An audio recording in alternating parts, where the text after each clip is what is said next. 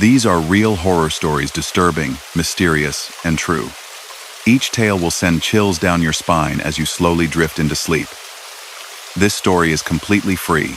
We don't run any ads, which means we earn nothing from these videos. All we ask is one small favor. Please subscribe to our channel and give this video a like.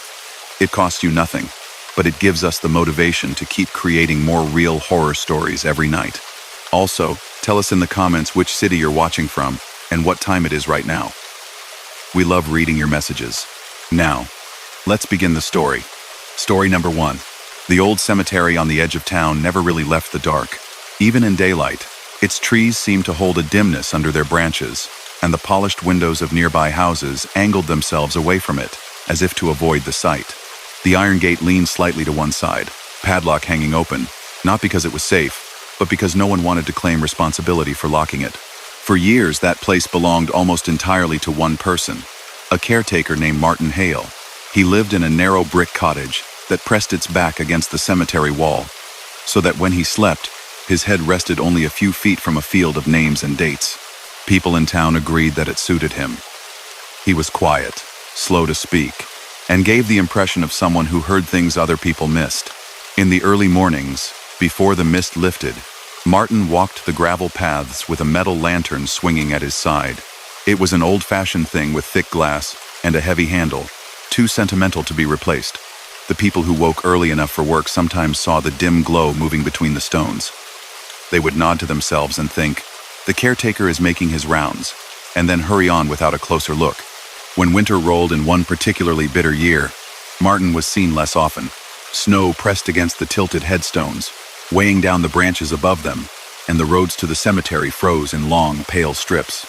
Days passed without anyone noticing that the lantern light no longer moved among the graves at dawn. It was a delivery driver who found him. The cottage door stood open a crack, a faint draft shifting the curtain inside. Martin lay just past the threshold, coat still buttoned, boots on, as if he had intended to step out for his rounds and simply never completed the motion. The doctor who came later used phrases like sudden and peaceful. The town, having quietly relied on Martin's presence without thinking much about it, suddenly realized it had no one to tend to the cemetery.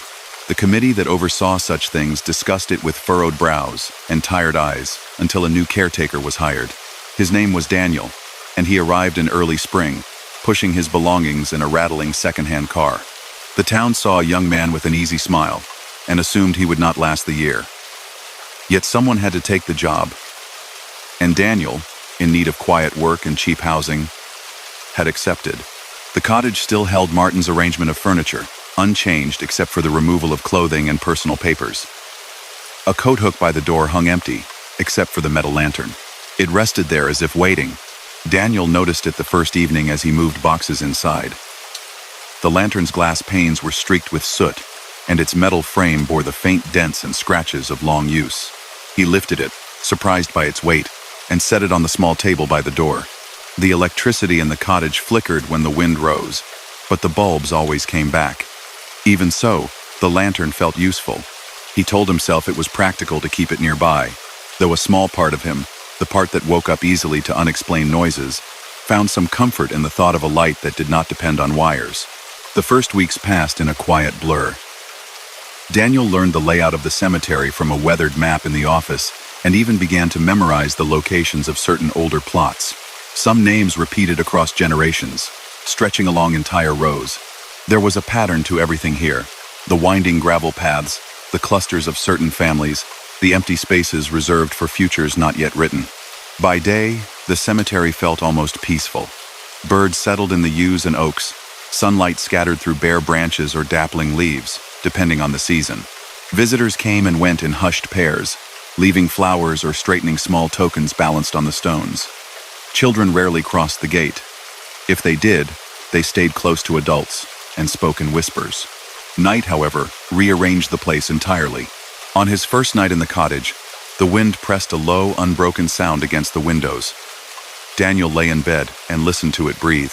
Somewhere beyond the thin wall at the head of his bed, marble markers and granite slabs stood in the dark, shoulder to shoulder. The thought slipped in that they might all be facing the cottage, their carved names turned toward him. He pushed the idea away, rolled over, and eventually drifted into a shallow sleep. Sometime after midnight, he woke without knowing why. The cottage was quiet, but the darkness felt strangely alert, as if sitting up and listening. Daniel lay still, waiting for some obvious sound. A branch scratching the glass, a vehicle passing on the road, a loose gutter tapping. Nothing came. Then, faint and distant, there was a flicker of light. It shivered at the edge of the curtain, not from outside the window but from a direction that did not line up with any street lamp. Almost against his own will, Daniel slid from the bed, crossed to the window, and pinched a gap in the curtain with 2 fingers. The cemetery leaned back from the house, rows upon rows of dark shapes layered against each other. At first, there was only the dim wash of moonlight and the blurred outlines of trees.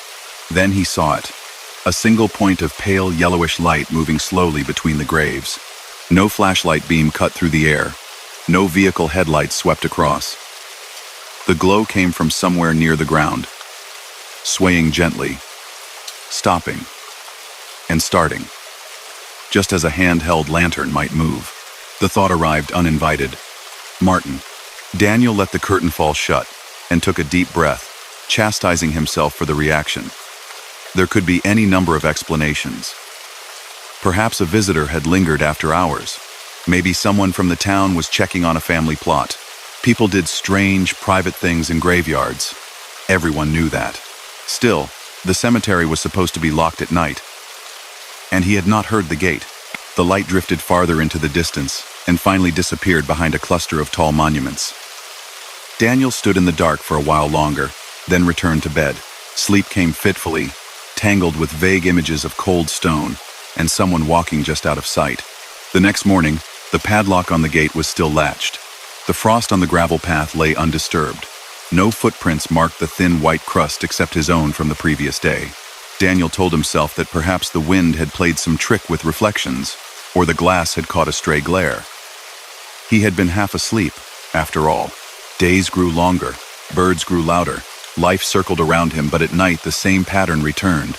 He woke once, then twice, then most nights, sensing rather than hearing the faint pull of something beyond the window. Each time, he peeked through the curtain and saw the same drifting glow, a lantern's humble glimmer, tracing a patient path among the stones. It never came closer to the cottage than the first time. It never moved faster than a measured walk. Yet its regularity unsettled him. If this were a trespasser, that person was persistent enough to visit nearly every night at irregular hours, leaving no footprints, disturbing nothing. On a windy evening, as cloud cover rolled in and the moon vanished, Daniel decided he had had enough of half-glimpses. He finished his tea, pulled on his coat, and lifted the old lantern from its hook. For a long moment, he stared at it, then set it back. It felt wrong to bring it. That light belonged to a different pair of hands. Instead, he chose a small electric torch from a drawer and tested its beam. The cemetery waited beyond the back door, its smell of damp soil and cut grass riding the chill. Daniel stepped out and closed the door behind him, the click of the latch sounding entirely too loud. He crossed the narrow strip of yard until the ground changed under his feet from patchy lawn to the crunch of gravel. Gravel that should have been empty. A light hovered in the near distance, just visible between the trunks of 2 leaning trees. It looked smaller from outside the window, like a star caught near the earth. It did not bounce the way a flashlight would when carried. It simply glided, pausing at intervals. Daniel clicked off his own torch and waited, letting his eyes adjust fully to the dark. The moving glow seemed sharper then, less like an illusion. It stopped in front of a headstone, lingered, and then began to move again. Caution whispered that no one would blame him for going back inside. Curiosity returned with something colder at its side. He stepped forward. The gravel whispered beneath his boots. Overhead, the branches barely stirred. He followed the narrow central path, careful not to disturb anything on either side. The lantern light, a real lantern, his mind insisted now, because what else could hold such a steady glow never changed pace, never flickered. It moved just fast enough to remain ahead of him, refusing to be either reached or lost. As he walked, the familiar shapes of the graves seemed not entirely fixed. Sizes shifted at the edge of his vision. The names he glanced at in passing felt heavier than ink, as though they watched him read them. No fresh flowers marked these plots. Only permanent stone angels and iron crosses kept silent. Vigil. The light turned a corner, slipping behind a marble obelisk. Daniel followed. When he rounded the monument, he saw the lantern standing still in the open, perched atop a simple square headstone. For a moment, the world narrowed. The lantern was identical to the one hanging in his cottage. Same thickness of glass, same etched pattern on the frame, same slightly crooked handle, yet his own still rested in the dark behind the closed back door. No hand held this one. It simply stood there, burning. The flame inside it was small but healthy, with a pale center and a gentle halo of gold. No smoke twisted up from the wick. Heat shimmered faintly in the air above it, distorting the cold stone directly behind. Daniel's first impulse was to call out, to ask if anyone was there, but the words never formed. The quiet around him was too complete, like the silence of an empty theater just before the curtain rises. Any sound he made would be an intrusion. Instead, he moved closer, inch by inch, until only a few feet separated him from the lantern and the stone beneath it. The headstone surface was worn smooth by years of weather. Its inscription had been recarved at some point, deeper and sharper than the older stones around it. Daniel tilted the torch in his hand downwards and flicked it on for the briefest moment, letting its beam cut a narrow slice through the dark. The name on the stone shone in the light, familiar and wrong at the same time.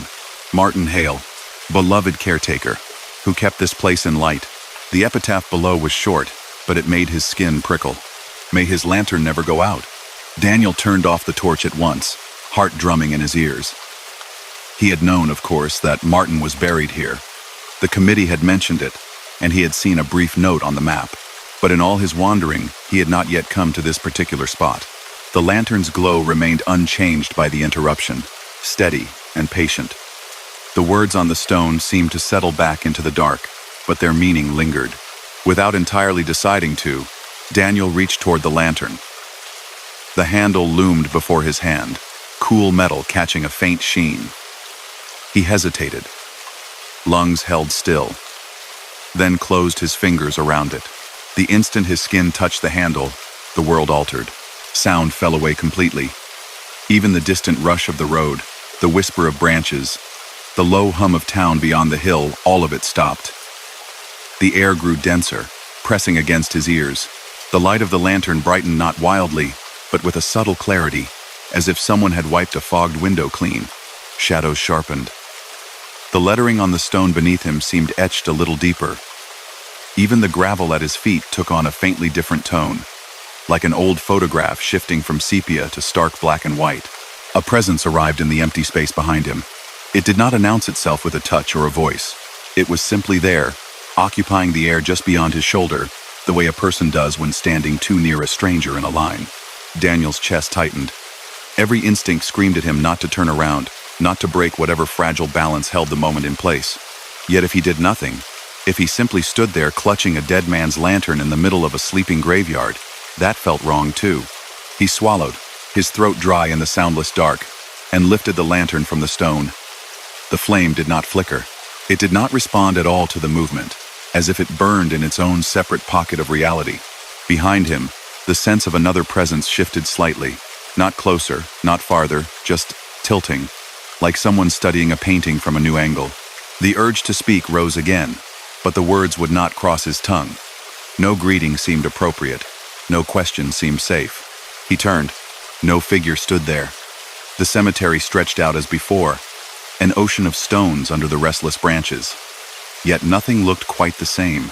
He recognized the rows and paths, but they felt subtly rearranged, as if each object had moved a fraction of an inch when he wasn't looking.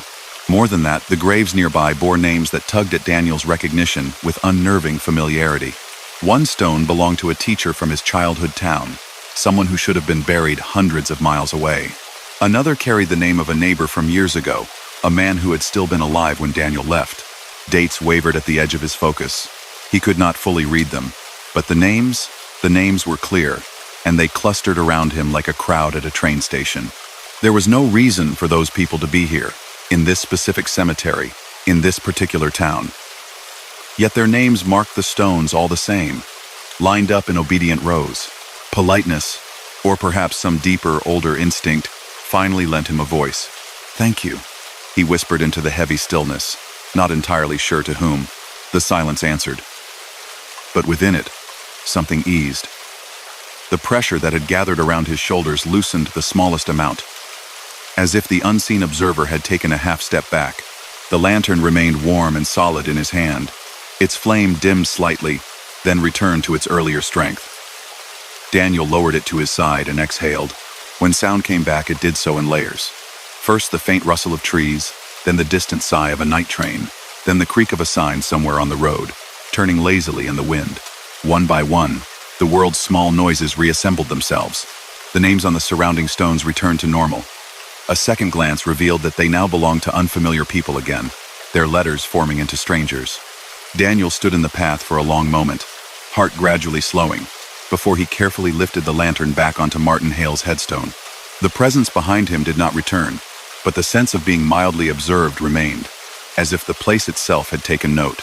He left the lantern where he had found it, turned, and walked back toward the cottage. Gravel crunched, and the sky shifted slowly above him, clouds crawling apart to reveal a few shy stars. At the cottage door, he paused. The urge to look over his shoulder one last time rose like a tide, and eventually he gave in to it.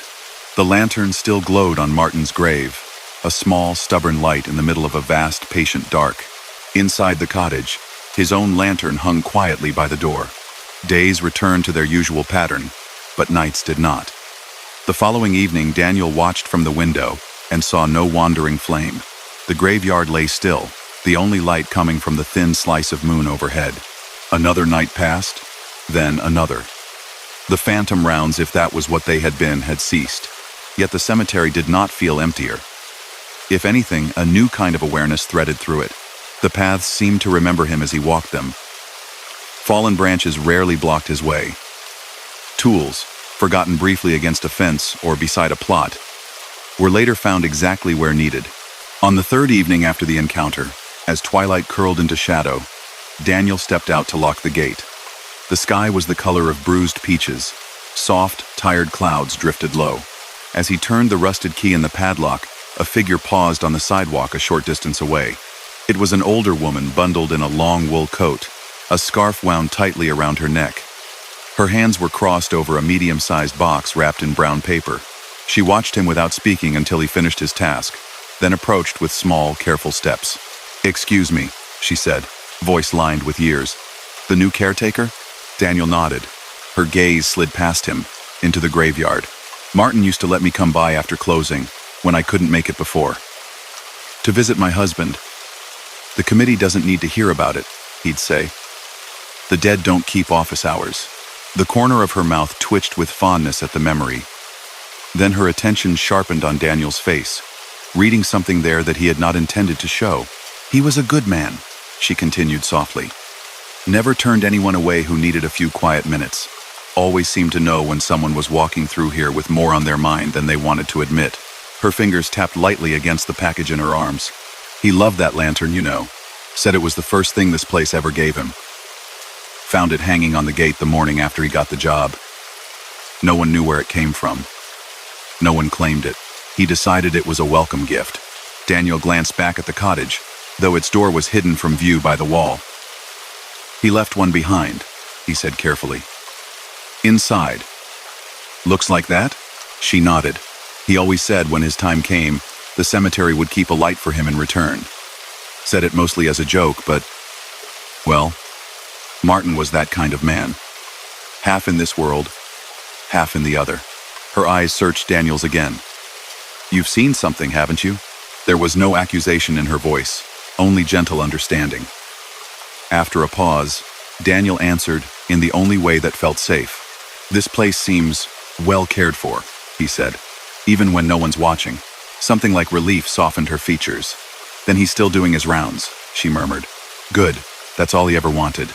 She adjusted her grip on the package. "These are some of his things. The committee said the cottage is yours now, so if there's anything you don't need, I thought maybe the cemetery might. Old records, some notes he kept. He wrote down everything, you know. Every planting, every repair, every name he thought might be forgotten otherwise." Daniel accepted the box and felt its surprising weight. A faint smell of old paper and linseed oil escaped the seams. "Thank you," he said quietly. She smiled, then stepped back toward the sidewalk. Take care of this place, she added, glancing at the gate, the trees beyond. And it'll take care of you. It did for him. Just, if you ever find yourself walking out there at night, and you feel like you're not alone, remember he's only making sure no one's lost. The woman left, her steps slow but purposeful. The fading light swallowed her figure at the end of the street. That night, after sorting through the box until the pages blurred together, Daniel placed one thin, leather-bound notebook aside. Unlike the others, it had no label on the cover. Inside, the entries were fewer, more scattered, and written in a tighter, more deliberate hand. Among them, one page caught his attention. Third winter of service. Lantern came to the grave again last night. Same place, same hour. Felt the old path shift around me when I took it up. The stones borrowed faces they didn't own, just for a moment. It's the cemetery's way of reminding a man that nothing here is ever really gone, only moved. Best to respect that. Below the lines, in smaller letters, another note had been added. If anyone reads this and still wants the job, remember, the light is not for the living alone. Sometimes it shows the way in both directions. Do not follow where it leads beyond the gate. The date at the bottom of the page matched the year of a winter long past. The ink faded almost to gray. Later, as the house settled around him and the cemetery breathed quietly beyond the wall, Daniel looked once more at the lantern hanging by the door. Its glass caught a faint reflection of his face, overlaying it with the ghost of someone older, or perhaps simply more accustomed to the dark. He left it there, untouched. Outside, in the middle of the graveyard, another lantern burned on in the night, a careful point of warmth amid the patient stones keeping its promise, and keeping watch, for both the resting and the restless. Story number 2.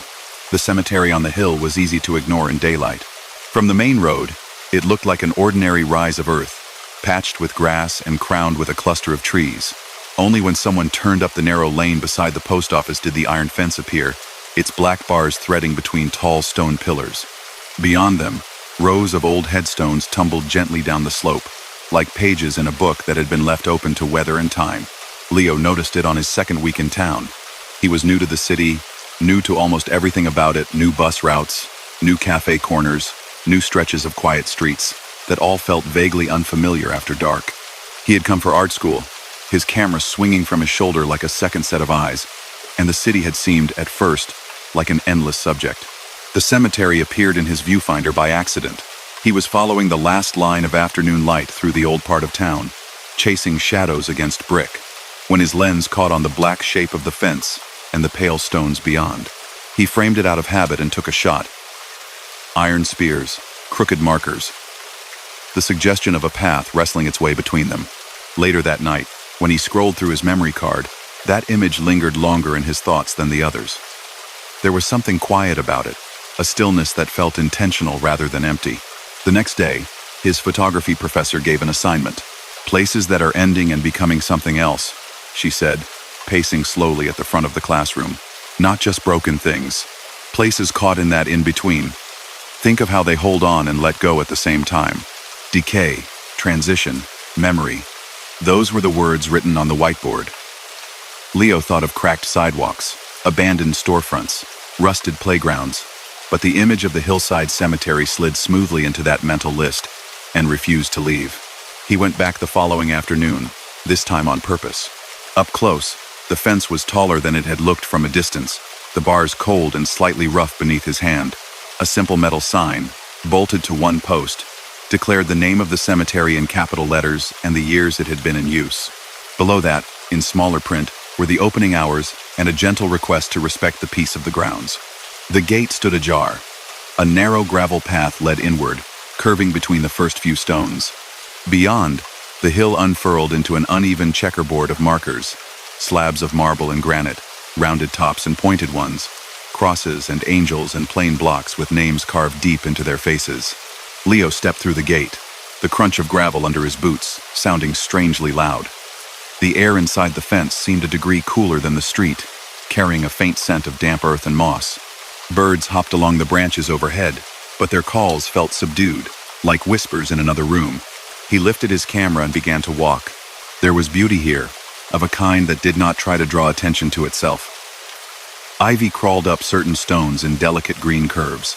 A particularly old angel statue had lost its face to years of rain and frost, leaving only the suggestion of features: a smoothed-out nose, the ghost of a mouth. One tall obelisk leaned just enough to look like it was listening.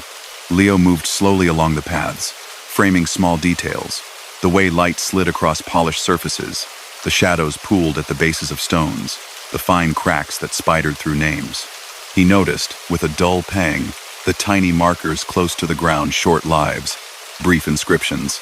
He didn't stay long that first day.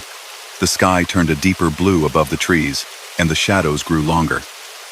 At the bottom of the hill, a man in a green jacket and wool cap was locking a shed near the fence. He lifted a hand in a short, friendly wave, then pointed gently at his watch. Closing time. Leo nodded, returned the gesture, and left the cemetery as the gate clanged softly shut behind him. Back in his small apartment, he loaded the photos onto his laptop. The day's images marched across the screen in neat rows. Brick facades, peeling paint, and then the cemetery. He clicked through them one by one, satisfied with some, discarding others. One frame made him pause it. It was a wide shot of a curved row of graves near the top of the hill. In the middle distance, slightly to the right of center, stood a large stone mausoleum. Leo remembered it, a sturdy rectangular structure with a peaked roof, a pair of narrow windows sealed with opaque glass, and a heavy door decorated with ironwork. The name above the door was carved in elegant flourishes he couldn't quite read without zooming in. What he did not remember was the figure standing beside it. Between one stone column of the mausoleum and the edge of the frame, a slim shape floated just above the line of the grass. It was barely more than a suggestion. A pale vertical smear, denser at the top, thinning out below. No colors, no face, no clear outline of clothes. Just a stray piece of light, one might say, if it had appeared anywhere else in the image. But it stood exactly where a person would stand, at a distance from the mausoleum that implied familiarity rather than accident. Leo leaned closer to the screen, squinting. He adjusted levels, pulled shadows up, dropped highlights, trying to tease more information from the blur. The adjustment did little more than sharpen the edges of the anomaly. The rest of the frame remained crisp, every carved letter on every headstone, every line of mortar in the mausoleum stone. Only that vertical shape refused to resolve. He sat back, rubbed at tired eyes, and scrolled past it, muttering to himself about sensor noise and lens flares. It had been a bright day. A speck of dust could do strange things with light. Still, the next afternoon, he found himself walking back up the lane to the hill. He told himself it was because the cemetery fit the assignment so well. It was undeniably a place of endings. But nature had begun its quiet work of reclaiming corners of it. Grass pushing up against stone, roots nudging markers sideways, birds nesting in fissures. The whole place felt like a slow conversation between past and present. He went back again, and again after that. On the fourth afternoon, clouds covered the sun, flattening the light into a soft gray wash. Leo liked this kind of day. It made shadows less harsh and colors more subtle. The cemetery felt smaller under the clouded sky, the horizon of stones pressing closer. He wandered without a strict plan, just letting his feet and eyes choose the route. After a while, he realized he had unconsciously drifted toward the same part of the hill where the mausoleum stood. It rose ahead of him, solid and unbothered, its roof dark with age. Up close, the name above the door became legible. The Marchand family. Below the arch, a list of given names cascaded down each side of the entrance, carved smaller than the family name but still carefully rendered. The earliest dates reached back more than a century. The most recent inscription ended 50 years ago. Leo took 2 steps back and framed the mausoleum in his lens. The composition felt good. The stone structure anchored in 1/3 of the frame, an old tree bending over it, a careless scattering of older graves in the foreground. He took a few shots, changing his angle slightly each time. The air felt unusually still here. No breeze tugged at his jacket. The leaves overhead barely stirred. He shot for another hour, roaming the grounds until the man in the green jacket appeared near the gate again, keys in hand. The man waited for him to approach, then held the gate lightly as Leo passed through. "You're making us famous or what?" the man asked, nodding toward the camera with a faint smile. His accent carried the weight of someone who had lived in the same town all his life. "Just for a school project," Leo said, I hope that's okay. The caretaker shrugged. These stones have seen worse than a camera. Just make sure you're out before dark. We lock up on the hour. Do people really come here after dark? Leo asked, surprised. The man's eyes slid over his shoulder, to the hill behind them. Some try. Curiosity mostly. Some say they like it peaceful. But peaceful changes its meaning, once the light's gone. He clicked the gate shut with a practiced motion. You don't need to see this place in the middle of the night to know what it is. On impulse, Leo asked, do you know anything about the Marchand Mausoleum? The big one up on the ridge? The caretaker's face smoothed out. Whatever lines of amusement there had been flattening. Old family, he said briefly. Built half the town once. Mill, bank, that kind of thing. Their story's mostly gone into paper now. Why? Just curious, Leo replied, trying to sound offhand. It's interesting to photograph. The man studied him for a second longer than comfort allowed. Some cameras don't like that place, he said finally. People complain about blank frames, glitches, batteries draining fast. Could be nothing. Could be their nerves. Either way, don't let it follow you home. Before Leo could ask what he meant, the caretaker turned away to check the lock, ending the conversation. That night, Leo's curiosity outpaced his sleepiness. He searched for the Marchand name on his laptop. Old articles surfaced. A family who had once owned many properties, whose name appeared on faded plaques around town. There were mentions of a fire in one of their factories long ago, a vague reference to tragedies that had reduced the family line. The details were thin, the language cautious.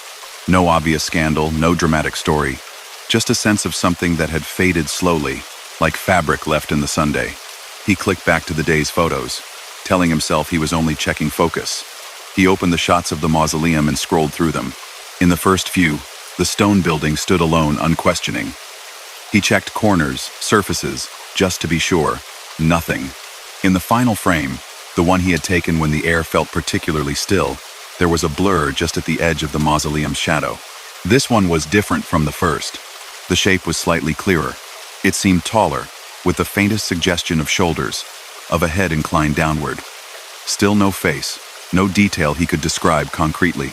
But it stood closer to the door now, as if having stepped forward a pace since the last encounter. A rational explanation hovered just out of reach. Maybe he had caught a trick of light, reflecting from the mausoleum's glass. Maybe someone in pale clothing had walked past at the edge of the frame. But he remembered the emptiness of the grounds in that moment, the stillness of the air, how he had stood there alone, with no footsteps but his own on the gravel. The next day, he told himself he would photograph somewhere else. There was an old railway bridge on the other side of town that would fit the assignment nicely. He even made it as far as the bus stop, camera over his shoulder, before changing his direction almost without realizing it. The hill waited where he had left it, unchanged. He arrived slightly later that afternoon, when the light was already thinning. Long shadows stretched from the stones, reaching toward each other. A faint chill crept in at the edges of his jacket. It was quiet enough that every shutter click sounded significant. He worked more quickly than usual, a part of him aware of the sinking sun and the gate that would close on the hour. Still, he could not bring himself to leave without one more attempt at the mausoleum. He reached it with perhaps 20 minutes left before closing. The sky above had turned the color of cool metal, streaked with darker bands of cloud. The tree above the mausoleum seemed to lean farther over it, as if shielding it from the last scraps of light. Leo set his camera on his tripod, framing the mausoleum dead center this time. He dialed in a long exposure, thinking the more light the sensor gathered, the more detail he might coax from whatever was playing at the edges of his frames. He started the shot and stepped back, watching the small red light blink on the camera's body as the shutter opened. The air flattened around him, pressing gently against his ears. Sound dulled.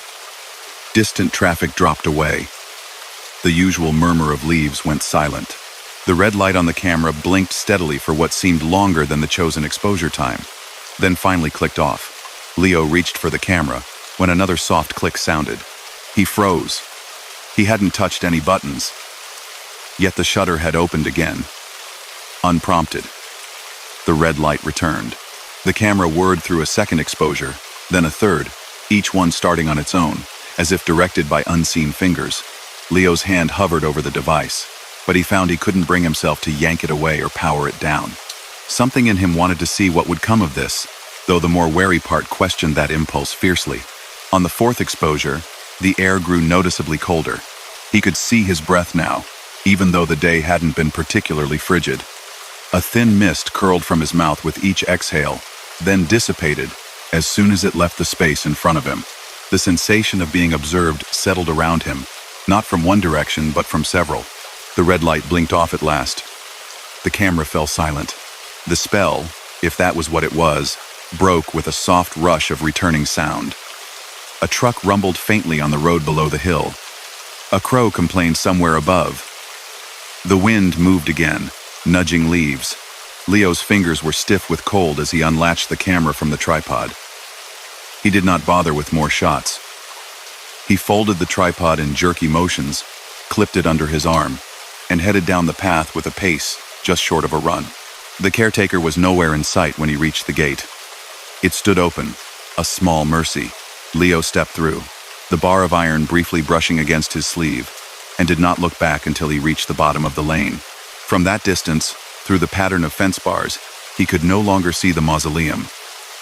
Only the tops of older stones showed against the deepening sky, like teeth in a long, unmoving jaw. Back home, he hesitated longer than he expected before loading the new photos. The images appeared slowly, one after the other. Path, tree, statue, stone. His finger hovered over the arrow key as he advanced to the first of the long exposures of the mausoleum. The frame was darker than the earlier shots, as expected. The mausoleum stood at the center, details softened by the fading light. But it wasn't the stone structure that drew his eye. The space around it was no longer empty. At each grave visible in the frame, every headstone that had been nothing but carved stone in previous photos, there was now a faint, upright suggestion of form. Pale smears, some thin, some broader, rose from the ground level, each one aligned with a marker. They were not solid. They were not even fully there. Yet taken together, they gave the impression of a silent congregation, standing attentively between the stones. Leo's mouth went dry. He leaned in, scanning the frame, hoping desperately to find a trick, a technical explanation. Reflections, maybe. A strange interaction of the long exposure with moving shadows. The next image loaded. The blurred forms were brighter now, their shapes just a little more defined. Here and there, he could see the outline of a shoulder, the impression of a head slightly turned. None had faces he could recognize, but he knew, deep in his chest, that they were looking toward the camera. The third frame showed them closer still. The graves nearest the camera's position had grown taller in the frame, their accompanying shapes less transparent. Not clear, not enough to name, but present. The mausoleum loomed behind them, its door a dark rectangle. Near that door, to one side, stood the more distinct shape he had seen in earlier images. It was no longer a vague streak. It resembled, disturbingly, a person, slender, of average height. A suggestion of long hair, or perhaps a shawl, falling over one shoulder. The tilt of the head had changed. It was no longer inclined toward the door, but turned, as if listening toward the camera. The fourth image loaded, and Leo's hand shook so much he almost knocked the laptop from the table. The field of view had not changed, but the space it showed had. The graves in the immediate foreground were empty of shapes now. Instead, the blurred forms crowded closer to the center, clustering in front of the mausoleum. The distinct figure was no longer at the door. It stood in the midground, halfway between the mausoleum and the camera's usual vantage point. And there was something just visible at the bottom edge of the frame. A dark curve that looked like the top of a camera lens, pointed toward the scene. He zoomed in, the pixels breaking apart slightly under the magnification. The curve resolved enough to confirm his suspicion.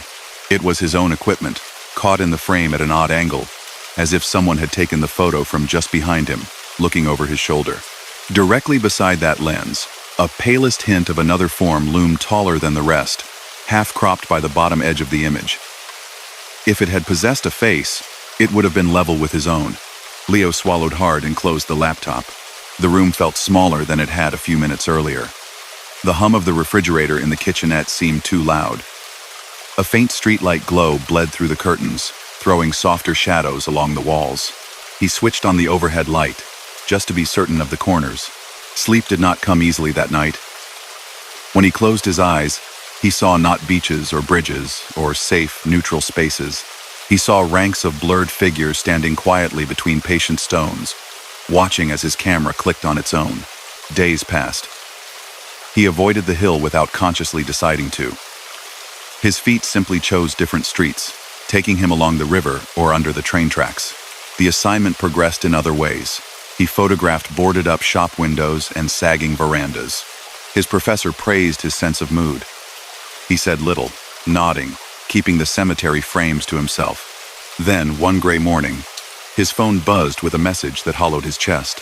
There had been an accident back in his hometown. A friend from school, someone whose name still lived easily in his mind, was gone. Details were sparse, the language careful. There would be a service, his family wrote, if he could make it. The date fell a week later, on a Saturday. He took the bus back, the familiar landscape sliding past the window in washed-out colors. The cemetery there was different from the one on the hill, flatter, less dramatic, but the feeling at the gate was the same. A threshold between streets where lives continued, and a quiet field where they did not. He moved among the mourners like someone in a slow dream, listening to the muttered condolences, the careful words. When the moment came to walk behind the casket, his legs carried him forward. When it came time to lower it, his eyes fixed on a strangely distant patch of grass, unable to bear the real scene. At some point, as the service wound down and people began to drift away in small clusters, Leo found himself standing a little apart, near the edge of the cemetery, looking outward through the fence. Beyond the bars, a narrow road ran parallel to the boundary. On the opposite side, a strip of unmown grass rose to a low wall. The sky hung low and gray, the air cool on his face. A flash of light caught his eye. Across the road, near the wall, a figure stood with a camera pressed to their face. The person was young, hood pulled up, their body language tense with concentration. The camera glinted as they repositioned it, pointing directly toward the cemetery, toward Leo. The flash came again, not bright enough to be harsh, but clear enough to register as a deliberate act. Frame after frame, the stranger took pictures, shifting their stance slightly each time. For a suspended second, the scene rearranged itself in his mind. He was on the inside of the fence now, no longer the observer on the hill.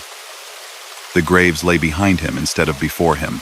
Somewhere among the stones, his friend's new marker would soon stand, another name in a line of names.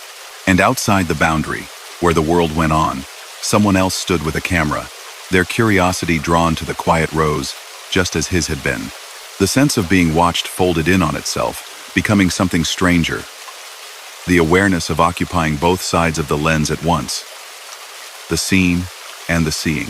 The photographer across the road lowered their camera at last, as if feeling that they, too, were not alone in their vantage point. Their gaze caught Leo's for the briefest moment, startled, uncertain. Then they backed away, disappeared down the sidewalk, swallowed by the gray day. Leo did not call out. He did not raise a hand. There was nothing to say that would make sense. Weeks later, back in his own city, he finally opened the laptop again and scrolled through the cemetery photos. The blurred forms still stood where they had before, quiet and patient. The distinct figure by the mausoleum still hovered at the edge of clarity, as if one more long exposure might finally coax it into focus. He did not attempt that exposure. The hill remained part of the town, its stones visible from the right streets, its fence rusting in familiar patterns. People visited, left flowers, took slow, thoughtful walks. Sometimes, students with cameras drifted through, drawn by the angles and textures. Sometimes, their photos turned out perfectly ordinary, and sometimes, long after nightfall, when the gate was locked and the paths empty, a distant, almost imperceptible flicker of reflected light moved among the stones, as if something unseen were still composing its own careful images in a place where every name already waited to be remembered. Story number 3. The old cemetery stood alone at the edge of the sea, pressed up against the crumbling cliff like someone leaning too far over a balcony. Locals called it Mariner's Rest. From the main town, it looked almost gentle, a swath of green on the headland, dotted with pale stones and a single hunched chapel whose roof sagged in the middle. Gulls wheeled overhead. Sheep grazed in the fields just beyond the walls. On clear days, the horizon stretched like a smooth line of slate far out across the water. The approach to Mariner's Rest, however, was less forgiving.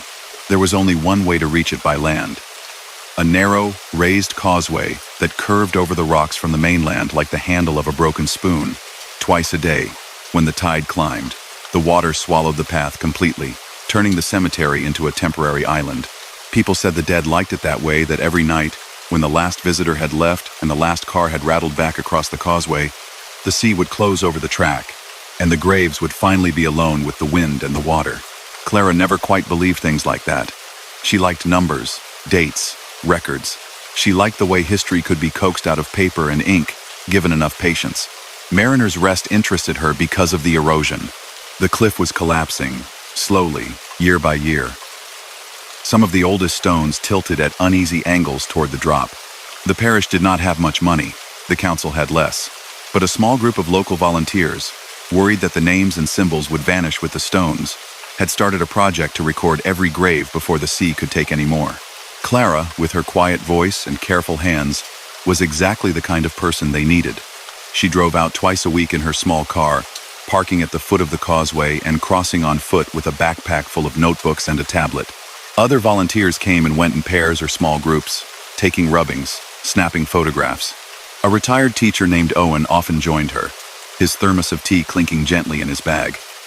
They worked row by row, grave by grave, transcribing inscriptions into a database.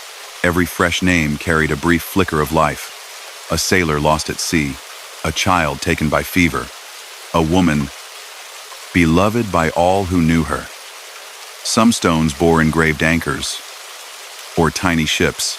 Others had carvings of flowers that had never grown on this harsh headland. The dates traced out the life of the town in slow, looping strokes: wars, storms, years of plenty, years of loss. One wind-whipped afternoon in late autumn, Owen straightened up from a low, leaning marker and pressed his hand into the small of his back.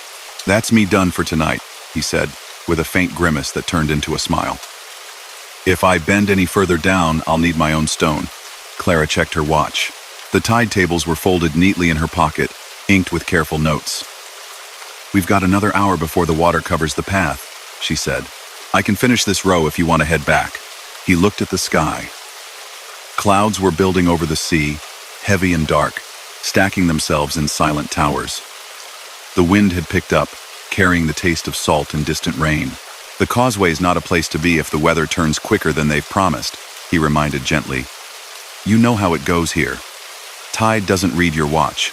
Clara smiled, but did not close her notebook. The row she was working on, Section D, Row 4, according to their map, was nearly complete. Only a handful of Lacadan stones remained. It would feel wrong to leave them half done. "I'll be careful," she said. "If it changes, I'll leave immediately." Owen watched her for a moment, eyes narrowing against the wind. Then he nodded. "All right, but don't let the bells catch you." She paused. "The bells?" He jerked his chin toward the squat stone chapel at the cemetery's center. Its small round window stared blankly out over the graves. "No bell up there anymore, love. They took it down years ago when the tower started to lean. But some of the older ones say they still hear it, right around the last safe minute. A warning of sorts." His tone suggested he half believed it, half enjoyed the story. Clara, whose mind categorized such tales as local color, chuckled softly. "I'll keep an ear out." He slung his bag over his shoulder. "If you hear a bell when you know there isn't one, you don't keep an ear out. You keep your feet moving, straight for the gate." He tapped 2 fingers against his temple in a small salute and set off toward the causeway, his figure shrinking gradually against the gray water. Clara watched him go until he stepped onto the narrow path of stone and asphalt that arched over the rocks. The tide was still low. Dark stretches of seaweed glistened below, wet and tangled. Waves rolled lazily beneath the causeway, far from reaching its edges. She turned back to the stones. Section D sat close to the cliff's edge, separated from the drop by only a low wall of mortared rock. The wall was old, built in uneven layers, and in places the earth had slumped away from it, revealing bare roots and scarred soil. On stormy nights, according to Owen, spray sometimes leaped high enough to wet the lowest markers. Clara knelt by the next stone in line, brushing away a few leaves that had gathered in its carved grooves. The name beneath her fingers belonged to someone from 1,000 892, lost with all hands in a gale. She photographed the inscription, jotted notes about its condition, tapped details into her tablet. She worked methodically, slipping from one grave to the next. The wind hummed in her ears. The sea moved in its endless, distant rhythm. The town behind her was mostly out of sight now, hidden by the swell of the land and the uneven silhouette of stones. Time thinned. When she straightened up again after what felt like only minutes, the light had shifted from dull silver to something flatter, more drained. The sky pressed closer. A band of darker gray had risen from the horizon, swallowing more of the pale. Clara checked her watch. She had 30 minutes before the tide would be high enough to lap at the causeway's edges. Enough time, if she didn't dawdle. She finished 2 more stones, fingers growing clumsy with cold. The tablet screen dimmed, then brightened, as if uncertain about the gathering gloom. When she tapped the screen to wake it, for a moment she saw her own reflection layered over the text. Face paler than usual, hair tugged loose around her ears. The wind dropped, abruptly. It was like someone had turned down a volume knob. The persistent rush in her ears faded. The grass, which had been bowing and straightening in waves between the stones, stilled. Gulls that had been wheeling above the cliff vanished from sight, their cries cut short. In the strange quiet, a new sound rose. A single, clear chime rang out from somewhere near the heart of the cemetery. It was not loud. It did not vibrate with metal and air the way a real bell would. It was thin and precise, as if struck in a narrow room just out of sight. Clara froze, the name she had been about to read dissolving in her head. The sound came again, one note, then a second, slightly lower, then a third, higher and longer, trailing away into the sudden hush. The pattern was simple, like a small fragment of an old melody. She turned toward the chapel. Its arched doorway yawned black and hollow. The little round window above was empty of glass. It had been boarded over from within years ago, according to Owen. Moss stained the stone around the frame in dark streaks, like tears. No one stood near it. Clara swallowed, feeling the dryness in her throat. Wind, she muttered aloud, needing the sound of her own voice. Something loose in there. Or on the roof. The explanation landed, but did not fully settle. There was no wind now. Not a breath of it. The world held itself unnaturally still. Her watch ticked on her wrist, small and insistent. 20 minutes. She finished the inscription in front of her as quickly as she could, handwriting tightening. Then she stuffed her notebook into her bag, slung it over her shoulder, and made for the main path. It should have been a straight shot. From Section D to the gate, the route was simple. Follow the curve around the chapel, past the tall iron cross near the center, then take the gently sloping path between the yew trees down to the wall and out. She had walked it dozens of times, but as she moved through the rows, something in the arrangement felt wrong. The sequence of stones she knew by heart, the cracked angel with the moss-covered wing, the double marker with the carved hands reaching toward each other did not appear where they should.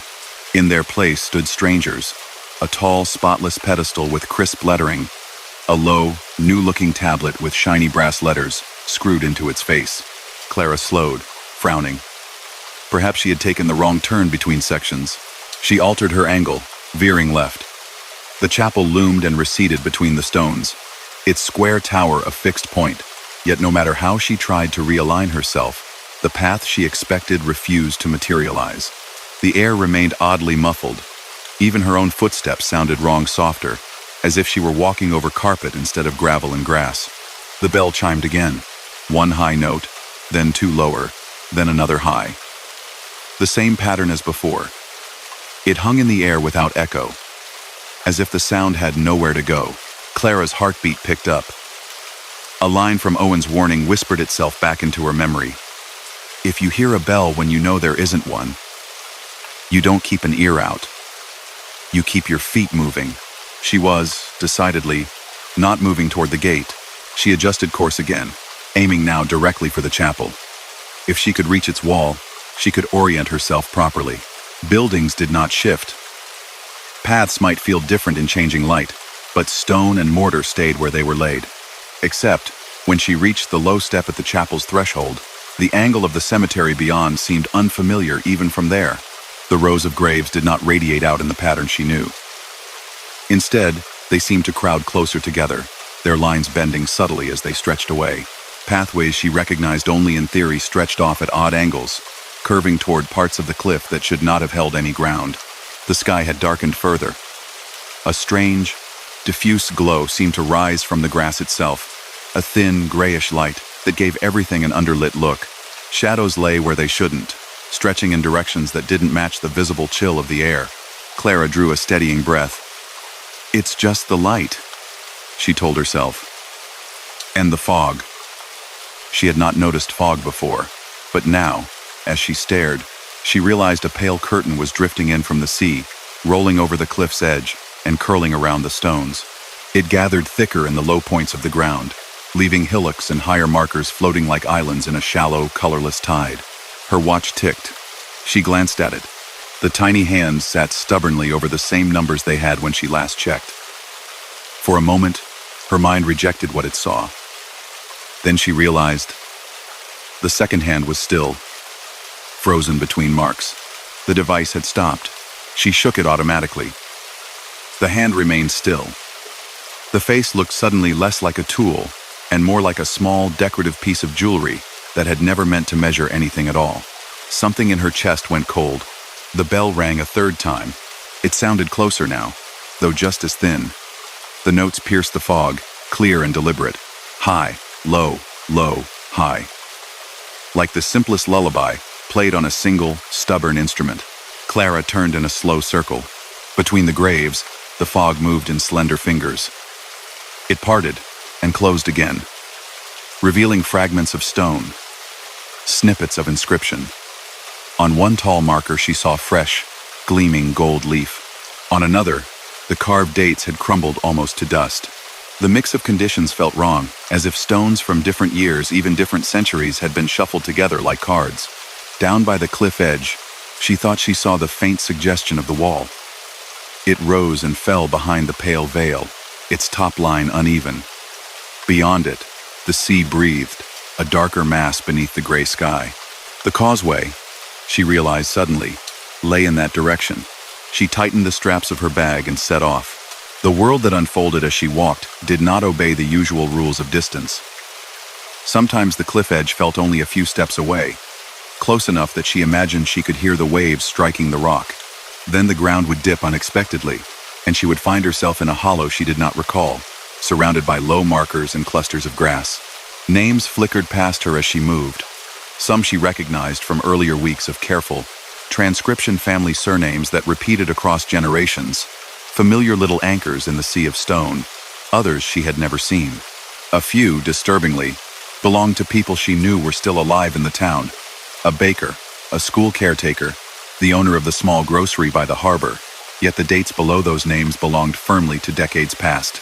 Her mind stumbled over that detail, tried to file it as a coincidence of surnames, but the first names matched too precisely, and the carved details, a favorite phrase, an emblem of trade, left little room for doubt. She picked up her pace. The fog thickened, then thinned, in slow, breathing pulses. At one point, as she crested a small rise, it parted enough for her to see a sweep of the cemetery she did not recognize at all. The stones were newer, for one thing paler, their edges sharper. Many bore polished pictures set into their faces, oval portraits of the dead, looking eternally forward with the faintly formal expressions of posed photographs. The style of their clothes marked them as more recent than the names she had been cataloging, late 20th century. Some perhaps even later. A heavy wire fence separated this section from the cliff edge, sturdier than the low stone wall she knew. A small, neat sign hung from one post, an instruction to keep gates closed, written in a font she had only ever seen on glossy printed materials. Clara blinked. This part of the cemetery did not exist. She would have seen it, walked through it, recorded it. Yet here it stood, arranged in strict rows, the grass between the plots trimmed short as if by regular care. Down near one corner, a young woman knelt beside a stone, arranging real flowers bright against the gray light. Her hair was gathered in a style Clara did not recognize, held with a thin metallic clip that caught and threw back the strange glow. The woman's coat looked wrong too, not in any dramatic way, just subtly different, as if it belonged to a fashion a few years beyond Clara's familiarity. Relief, sharp and sudden, cut through the unease. A living person. Someone else stuck out here in the fog, Clara opened her mouth to call out. None of the sound reached her own ears. Her lips formed the syllables of a greeting. Her throat worked, but there was no voice. Still, she saw the woman's shoulders stiffen, her head turning sharply, eyes scanning the area just above and beyond the grave she tended. Their gazes slid past each other. Clara tried again, raising her hand, stepping forward. The woman's expression shifted to one of vague discomfort. She glanced around once more, then hurried to gather her things. The flowers, once carefully arranged, fell into casual disarray. The woman stood, hugged her coat tighter, and walked quickly toward a part of the grounds that vanished into the mist. As she moved, the details of her form blurred, then dissolved altogether, leaving only the impression of disturbed fog. Clara's outstretched hand trembled. The bell chimed, softer now, but still clear. Fog rolled over the new-looking section like a slow wave. When it thinned again, the polished stones and wire fence were gone. In their place stood older markers, leaning at odd angles, their inscriptions softened by slow, patient weather. The low stone wall crouched unevenly near the cliff, its top lined with lichen. Her heart hammered against her ribs. She realized with a sinking clarity that she was not merely lost. The cemetery itself was moving around her, not physically, but in time. Different layers of it, the past, the present, even a future she could not quite grasp, were pressing close together, folding and unfolding, with each breath of that non-existent bell. Straight ahead, the edge of the land sharpened. The wall grew clearer, the drop beyond it steep and black. The sea lay below, but it was no longer the lazy, rolling body she had glimpsed earlier from the causeway. Wild wind drove jagged waves against the rock, sending up bursts of white foam that reached almost to the cemetery's boundary. Yet Clara felt no wind on her face. The air around her remained numb and still. The storm below belonged to some other layer, some other night when the dead had watched a different version of the sea tear at their feet. On the wall, a shape moved. It was a man, or the suggestion of one, leaning with his back against the lichen-splotched stones. His hat brim was pulled low, his coat collar turned up against a wind Clara could not feel. His hands were tucked into his pockets. He stared out at the raging water, his posture that of someone who had stood in the same spot many times, weighing something unspoken. Clara halted, very still. The man did not look at her. For a dizzy second, the cemetery overlapped itself. To one side of the man, in the same patch of ground, a different stone wall appeared, higher and partly collapsed, with a sapling growing precariously from a crack. To the other, nothing marked the edge at all, only open earth, irregular and raw, as if the land had sheared away overnight, taking any barrier with it. Her pulse roared in her ears. She shut her eyes tightly, forcing herself to breathe, to think. The map, the paper map, copied from church records and updated by her own hand, lay folded in the inner pocket of her coat. Unlike the shifting visions around her, it belonged solidly to one version of the cemetery, the one she knew was real, the one she had walked across in full daylight for weeks. With stiff fingers, she pulled it out and flipped it open. The familiar grid steadied her. Rows marked with letters, paths sketched in thin pencil. The main route from Section D to the gate looked simple on the page. A shallow curve around the chapel, a straight line between the yews. A gentle slope to the entrance. The bell chimed again, a faint echo of its earlier clarity. The fog pressed closer, wrapping itself around her shoulders. Clara fixed her eyes not on the graves, not on the illusions of walls or waves or people, but on the pattern of paths drawn on the paper. Slowly, carefully, she aligned the map with the chapel's squat outline and the faint memory of where the yews should stand. Then she began to walk as if the cemetery around her matched the document in her hands, whether or not her eyes agreed. A headstone loomed directly in her path, taller and wider than it should have been according to the map. Its surface was dark with rain from some other night. Its inscription shivered at the edge of her comprehension, the letters rearranging themselves whenever she tried to read them. It did not belong to her version of Mariner's Rest. She kept walking. Her steps carried her straight through the stone. There was no impact, no jolt. For a half second she felt a prickling chill pass through her skin and clothes, then a hollow emptiness, like stepping through a patch of air colder than the rest. Then she was beyond it, the ground firm and unchanged beneath her boots. The fog murmured around her ears. Shapes rose and fell in it, arches, crosses, obelisks, unfamiliar silhouettes of graves that might have existed once or might never exist at all. She moved through them using the map as a compass, ignoring her eyes. Once, a column of figures clustered along a path to her left, their forms thin and gray, faces tucked into shadow. They were arranged in 2 rows facing each other, leaving the middle clear, like an aisle. As she walked parallel to them, some of the heads turned, tracking her with expressions she did not dare examine too closely. She did not look back. The bell fell silent. After an unmeasurable stretch of walking seconds, minutes, something between Clara's boots struck something solid and familiar. Not gravel, not grass. Flat stone, worn smooth by countless other feet. The main path. She stopped, hardly daring to raise her head. The fog had thinned. The chapel sat behind her, squat and indifferent. On either side of the path ahead, the yew trees arched their dark branches, their needled silhouettes, exactly where the map said they should be. Beyond them, the low wall of the cemetery boundary traced its uneven line. Beyond that, the causeway curled over wet rocks toward the mainland. The tide had risen. Water lapped at the sides of the raised track, climbing higher with every slow, relentless swell. White foam hissed against the stone. The path itself, though still exposed, gleamed with damp, its surface slick in the dim light. Clara did not hesitate. She crossed the remainder of the cemetery at a brisk walk that nearly became a run, her bag bumping against her hip. She did not look left or right to see whether the graves had returned to their proper places, or if certain names matched her lists. She kept her eyes fixed on the gate. It stood open, mercifully, as if someone had stepped through only moments before. The iron scrollwork creaked slightly in the returning breeze. As she passed under the arch, a final sound reached her ears. It was not the thin, strange chime she had heard in the stillness. It was deeper, rougher, frayed at the edges by rust and weather, a single toll, as if some hidden rope had been pulled once, hard in a bell tower that no longer existed. The note rolled over the graves, out toward the sea, and faded. Clara did not stop. She set her feet on the causeway and began to cross, placing each step carefully on the damp surface. Spray leaped up on either side, droplets cold against her ankles.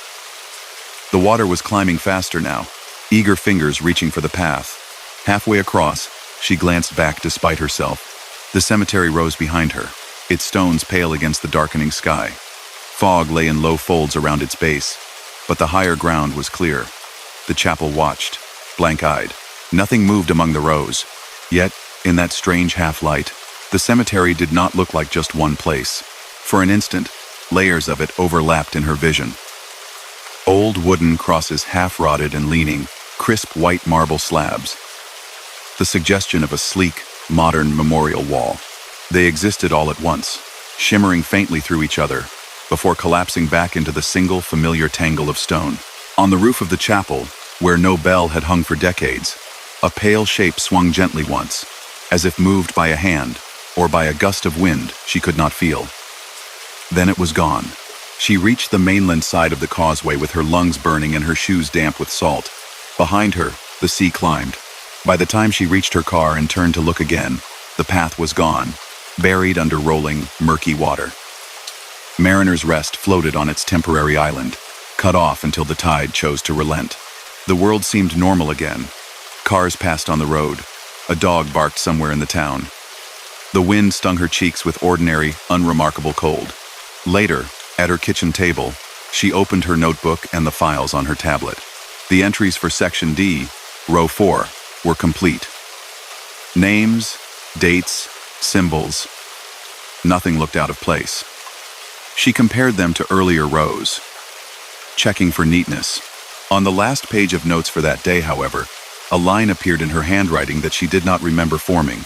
It was wedged between 2 entries, squeezed into a space she would not usually use for extra commentary. The ink was the same. The curl of the letters undeniably hers. "Keep to the path," it read. "It doesn't always keep to you." Clara stared at the words until the room grew dim around them. The next time she visited Mariner's Rest, she did so only during the safest hours of the tide, and never alone. The other volunteers noticed nothing unusual. The graves lay where they had always lain. The cliff continued its slow crumble. The chapel tower leaned slightly more with each passing year. Owen, when she mentioned the bell in a careful, sideways way, only nodded. "Warned you, didn't I?" he said.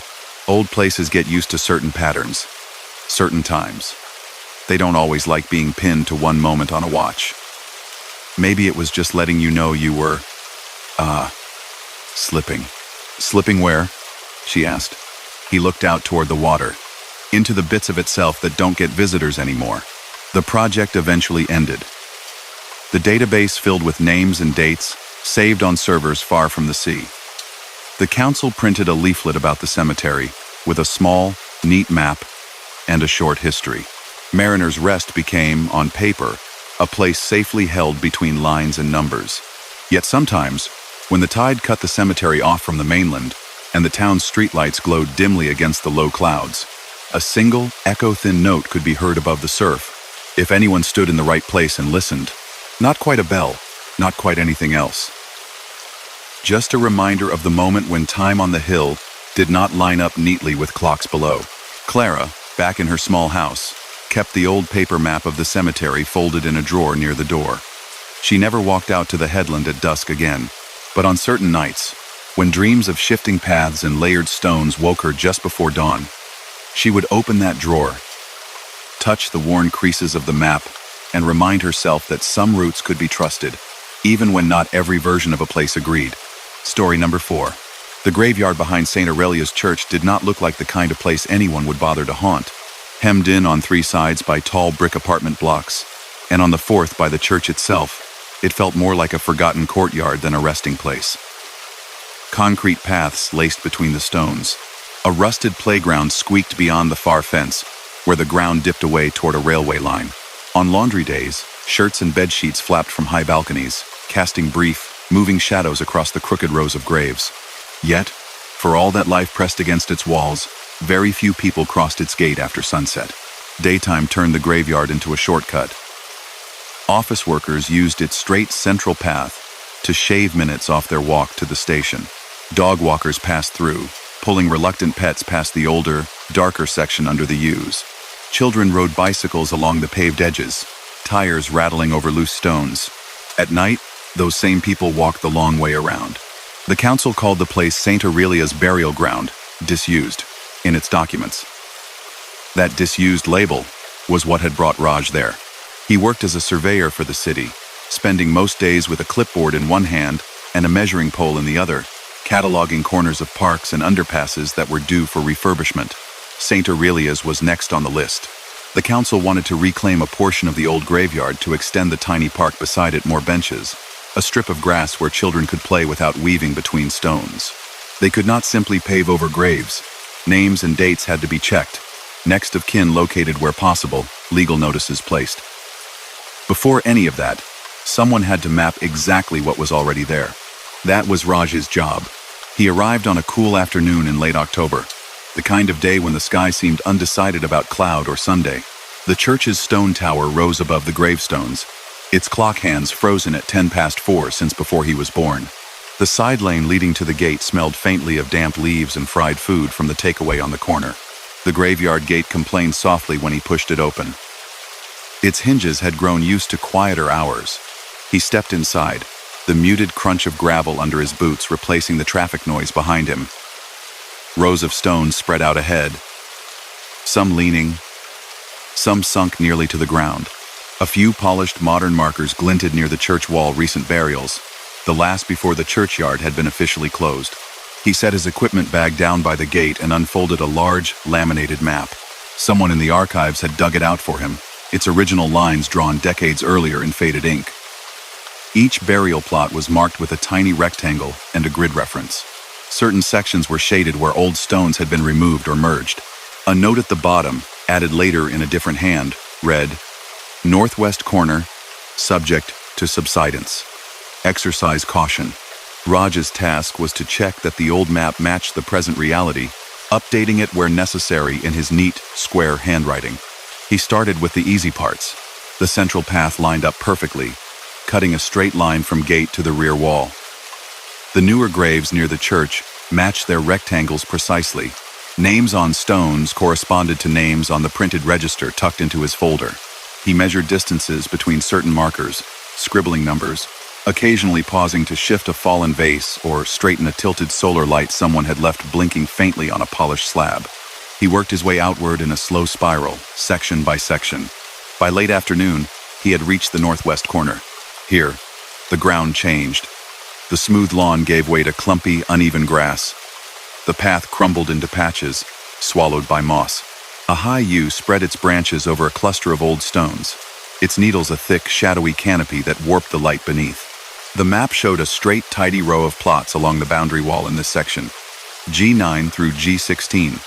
Small numbers and notes in the margin indicated older burials, some dating back to the late 1800s.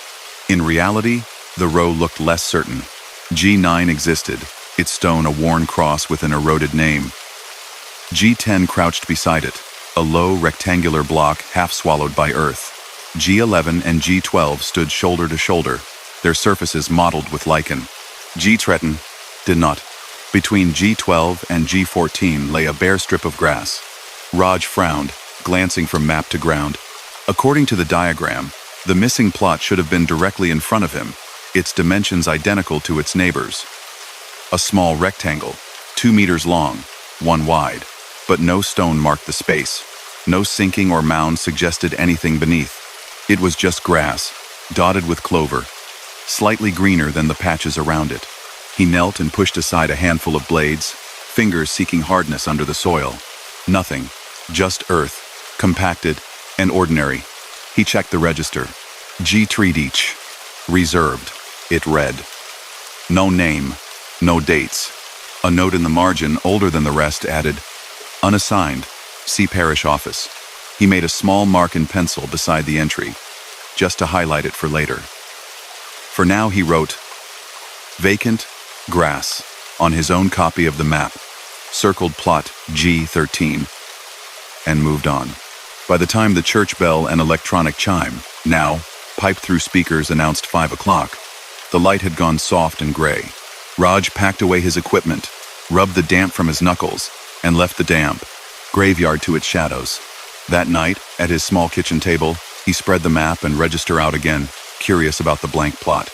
Reserved was not a term he saw often in old graveyards. In newer cemeteries, people sometimes bought plots in advance, but St. Aurelia's had been closed to fresh burials for years. Perhaps someone had held G13 long ago and never used it. Perhaps a stone had fallen and been cleared away, the grave beneath left unmarked.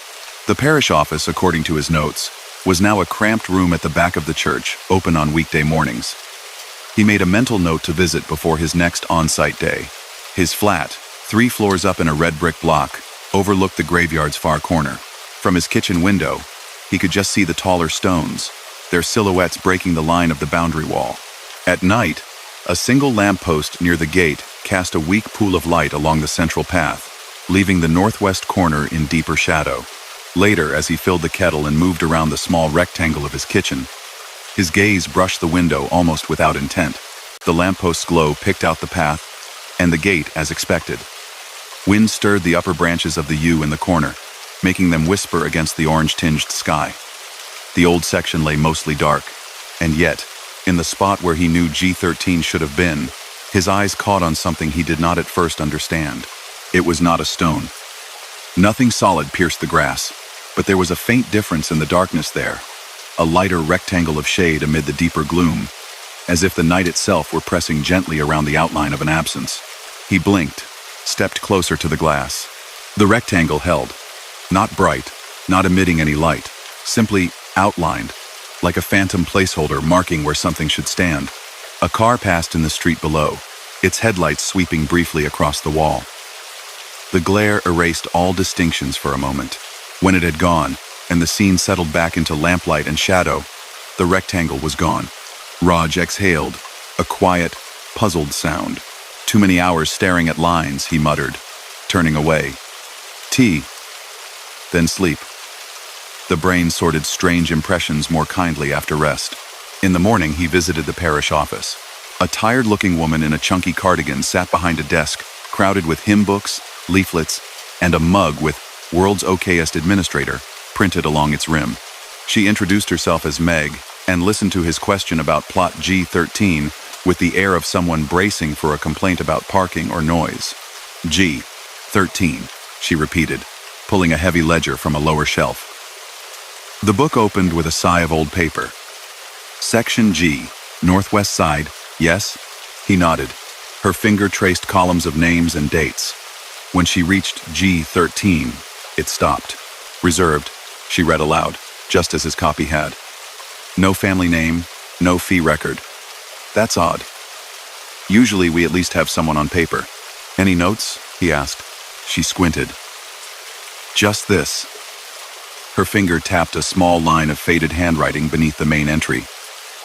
The ink had bled over the years, but the words were still just legible.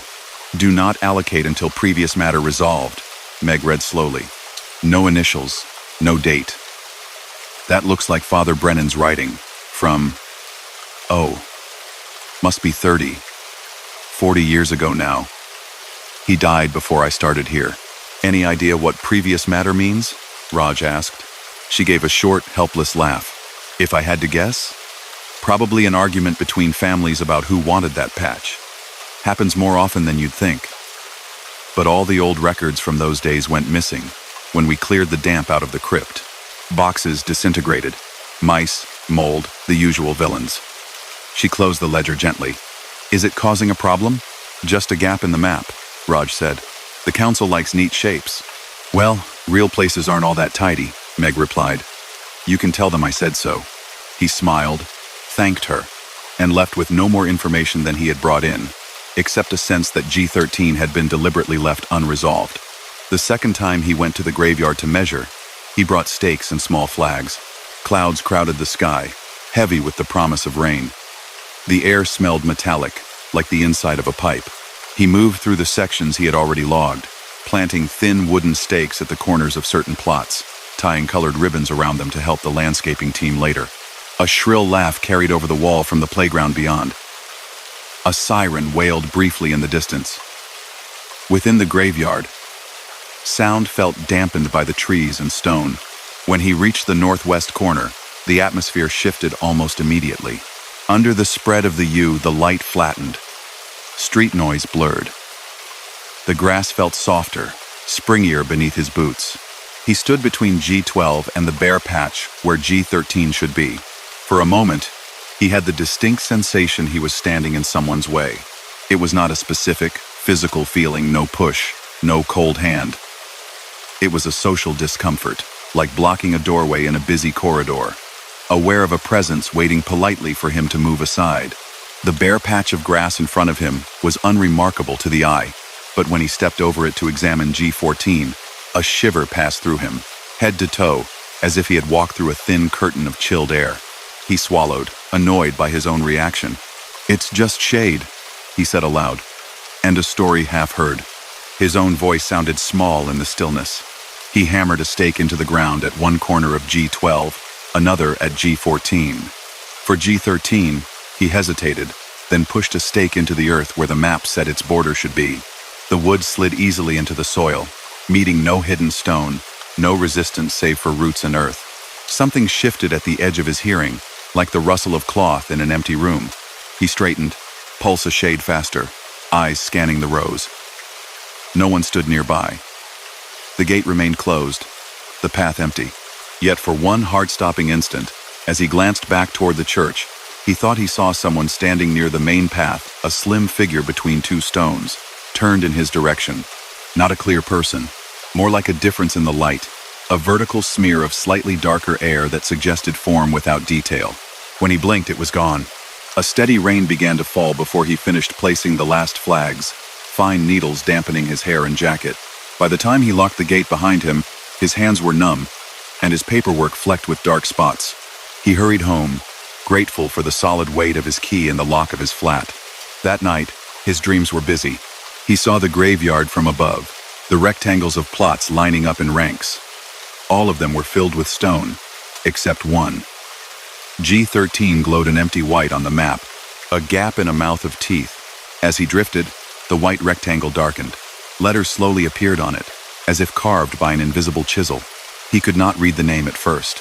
The lines swam, sharp and then vague, like words in an almost remembered language. With dream logic certainty, he leaned closer. The letters snapped into focus with terrible clarity. Rajesh Patel. No dates, just his full name, in the careful serifed style of stonecutters. He woke with his heart pounding, the darkness of his bedroom pressing against his eyes. The faint orange glow from the streetlight seeped around the curtains, tracing out the shape of the wardrobe, the slope of the ceiling. No grave, no stones, just walls. He lay still, listening to his own breaths slow. Ridiculous, he whispered into the quiet, as if someone else were in the room to hear. Just obvious. I spend a day in a graveyard. My brain puts my name on a stone. Very original. He did not look out of the kitchen window that night. The following week, he met with his supervisor at the council offices. "How's St. Aurelia's?" she asked, flipping through his preliminary notes. "Haunted yet?" "Only by traffic noise and missing paperwork," he replied. "Most of it straightforward. There is one odd patch, though. Plot G13, in the northwest. Marked as reserved, never used, no stone. But the records say to keep it unallocated." She scanned the circled entry. "We can work around an empty space," she said. "Just mark it as non-buildable, or plant something on it. People like trees in parks. Makes them feel less guilty about the tarmac." He nodded, relieved. That night, as he sat at his table updating the digital copy of the map, his cursor slid neatly from G12 to G14, leaving G13 as blank space. He saved, backed up his files, and shut the laptop with the familiar sense of having completed a small, tidy piece of work. Then, unable to help himself, he opened it again. The map reappeared on screen. This time, G13 was not blank. Where he had left an empty white rectangle, faint gray lines now traced out the edges of a stone.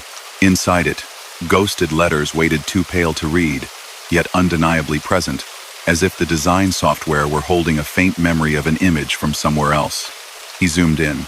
The lines fuzzed and dissolved into pixels. When he zoomed out again, the rectangle stood empty once more. The cursor trembled slightly under his hand. He shut the laptop properly, turned off the kitchen light, and went to bed. Rain came hard the next day, a steady curtain that blurred the view from his office window. The city looked softer under it, its hard edges briefly smudged. Work pulled his attention into other lists, other maps. The graveyard shrank to a handful of lines in his mind. That evening, he arrived home later than usual. The sky had already sunk into full dark. He made tea on autopilot, his mind elsewhere, until a low, uneven creak floated up through the open kitchen window. It was the sound of the graveyard gate. It had its own small vocabulary of noises now, familiar from his hours there, the rusty complaint as it opened, the hollow clank when it shut. This was the opening sound, drawn out and reluctant.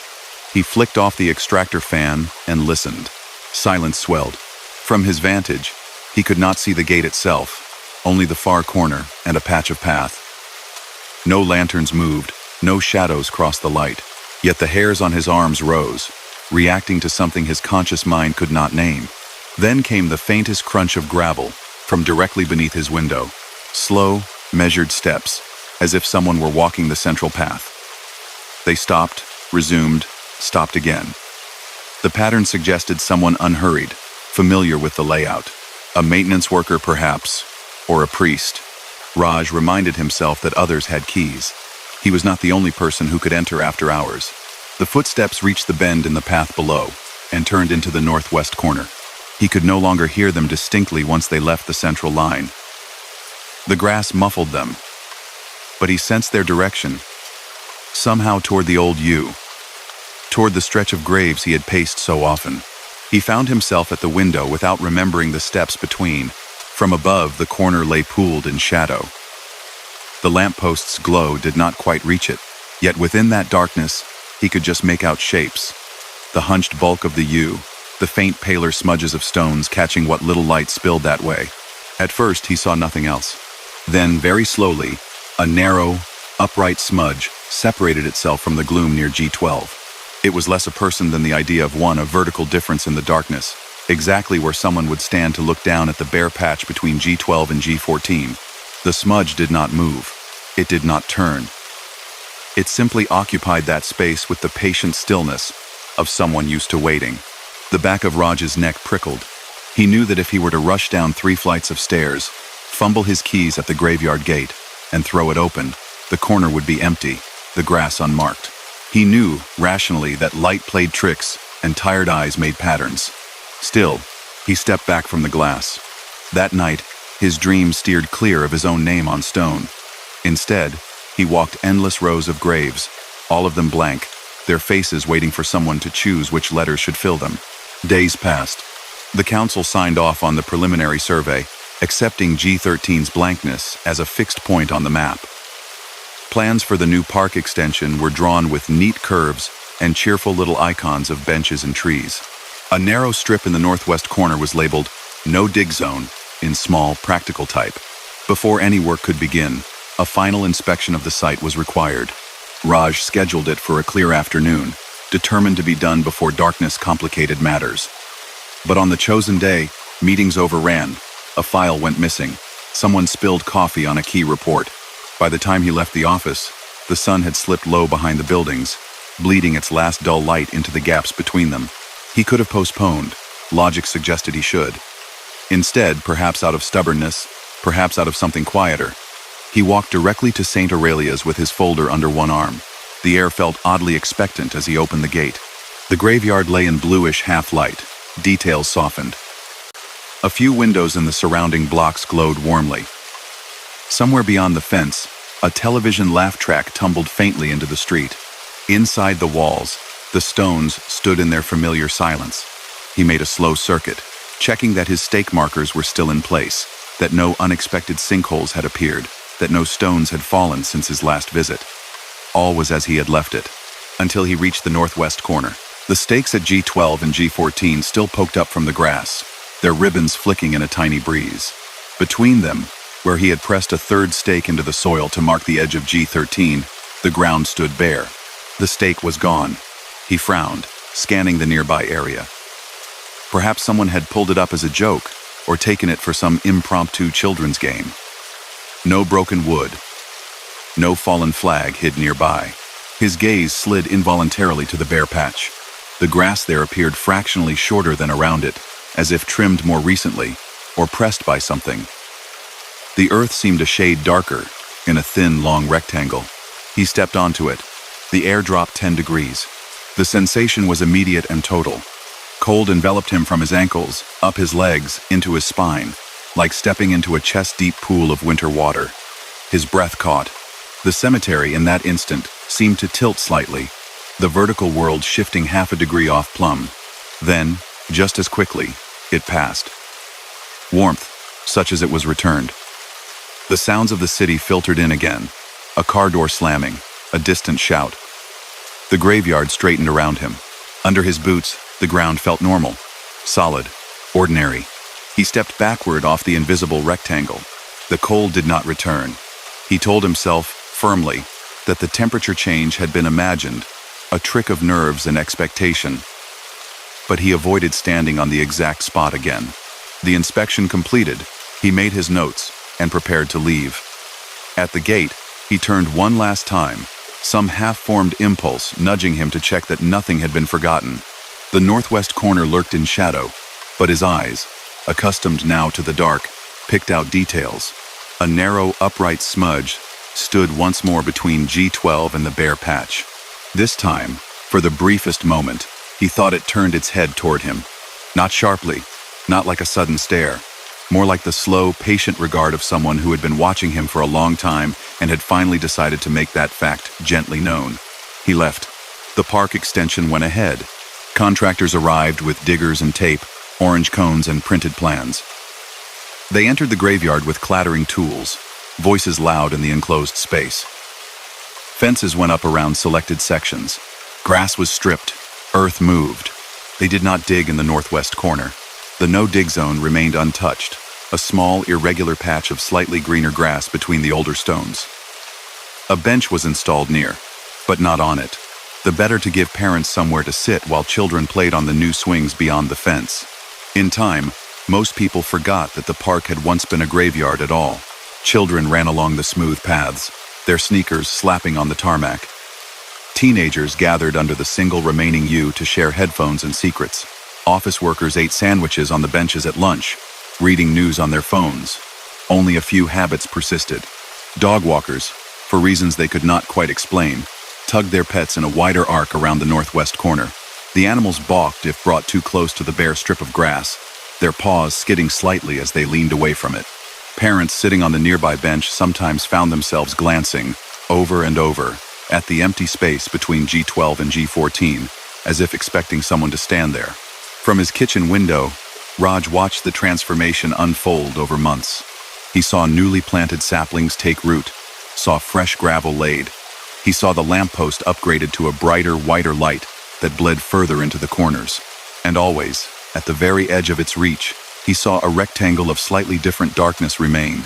On nights when sleep would not come, when his thoughts skittered restlessly between work and the soft, inescapable fact of his own one-day absence from all projects and plans, he would find his gaze drifting, uninvited, to that patch. He never saw a stone in it. Once, though, as dawn thinned the sky and streetlights blinked grudgingly off, he thought he saw, just for a heartbeat, the hint of lettering hanging in the air above the grass, an almost name, an almost date, waiting. Not his this time. Not anyone's he knew. Just placeholders. Lines still being decided.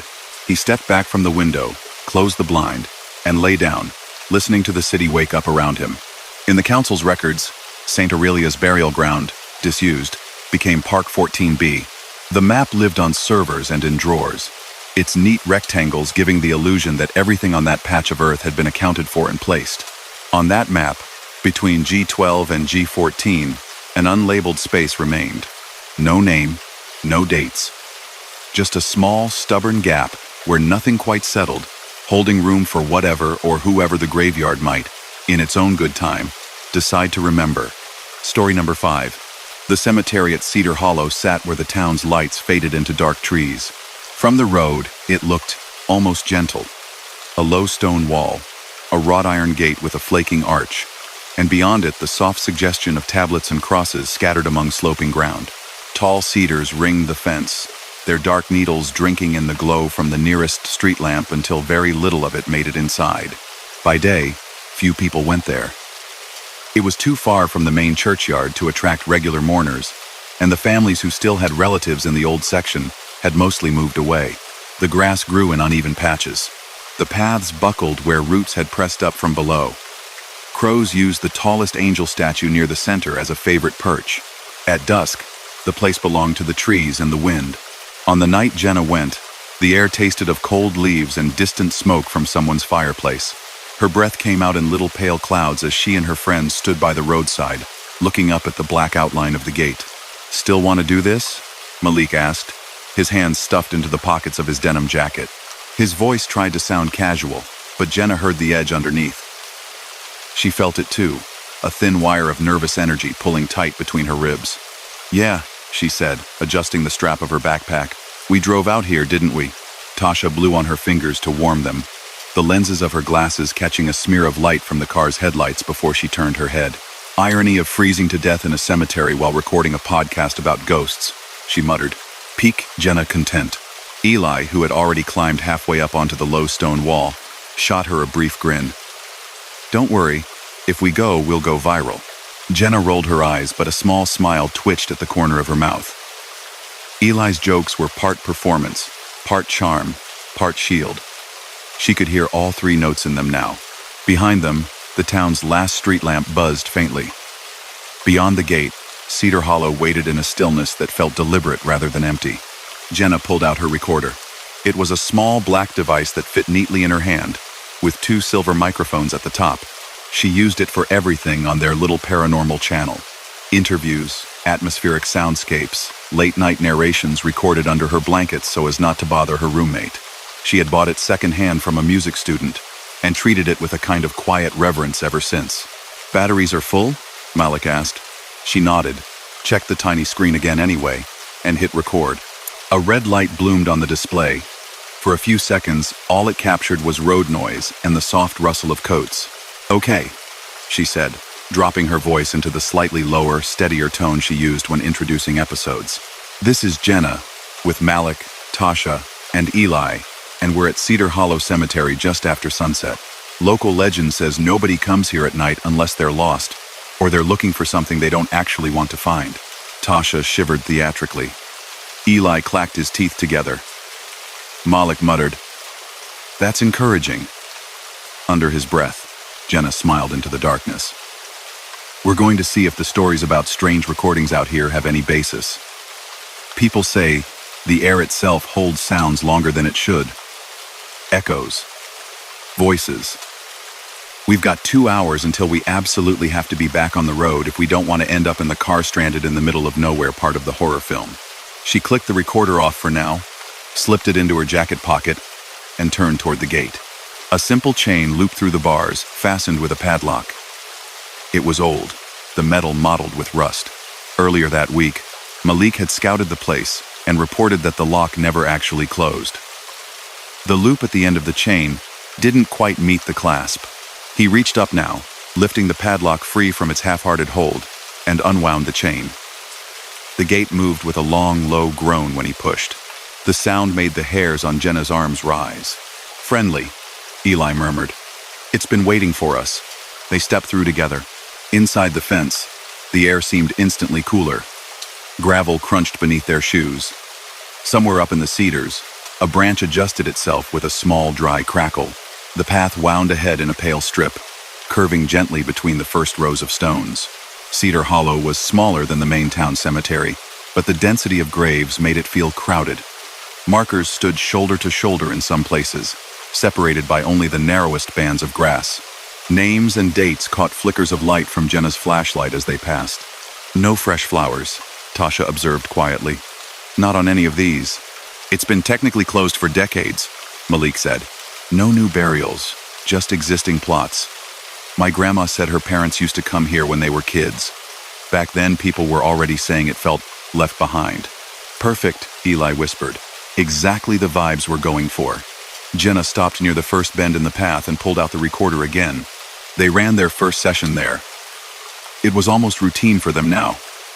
Set the device on a flat gravestone, step back, let the night settle, then ask a few open questions into the air. Jenna did most of the talking. Malik occasionally chimed in. Tasha watched the levels on the screen. Eli wandered a little, shining his flashlight in lazy arcs. No voices answered. No shadows moved that they could see.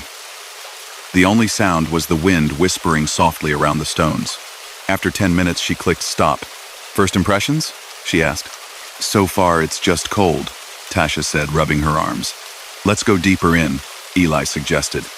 The old parts, where the fun is. They moved off the main path onto a narrower one that sloped toward a stand of older trees.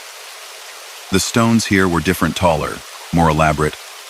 Some with carved angels or draped urns. A few had toppled and lay half buried in the grass, their faces turned down. In the center of that section, a wide stone bench curved around the base of a cedar. The roots pushed up through the earth at odd angles, like knuckles. This looks like a central point, Jenna said. Good place for a longer recording. They settled around the bench, shrugging off backpacks, checking phones. Signal bars flickered between one and none. Good, Jenna thought privately. Fewer interruptions. Less chance of someone calling with something mundane to drown out whatever they might catch. She placed the recorder on the bench's smooth surface and turned it on again. For a few minutes, they just let it run. Their own breathing, the occasional shift of a foot on gravel, the faint sigh of wind in the cedar branches, it all threaded softly into the track. Is anyone here who wants to speak? Jenna asked after a while, lips close to the microphones. Anyone buried in this cemetery? Or anyone passing through? One. Her voice sounded strange in the open air, swallowed a little by the night.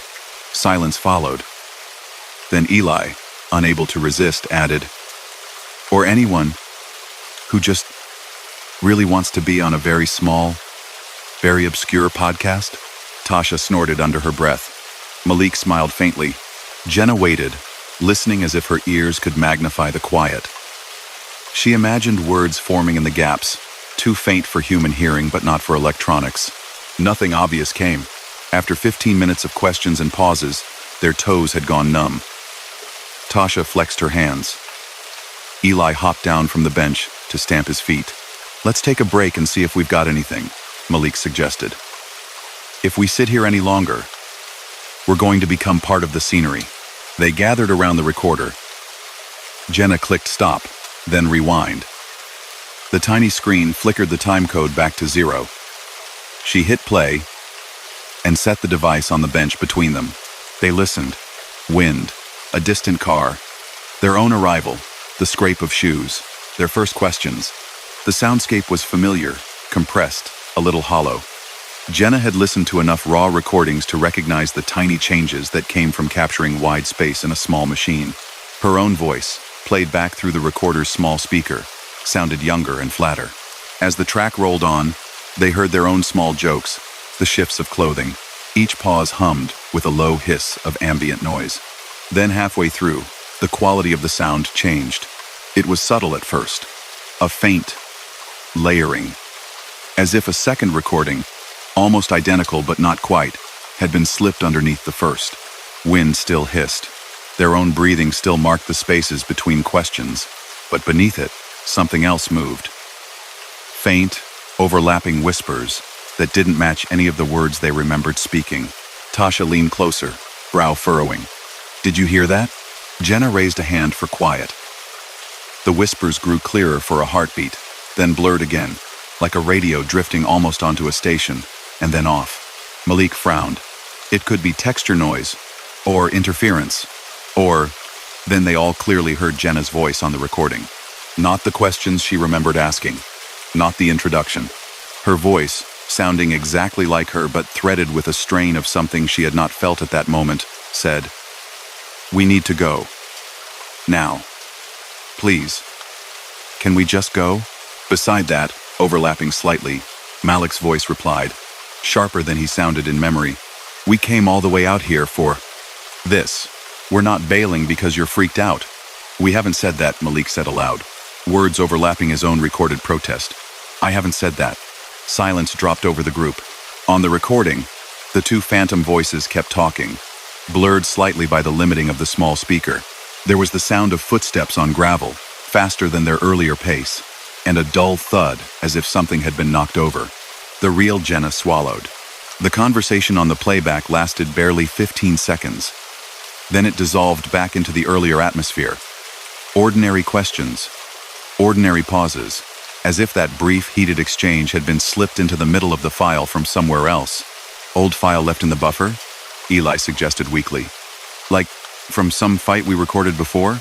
"We've never had a fight like that," Jenna said.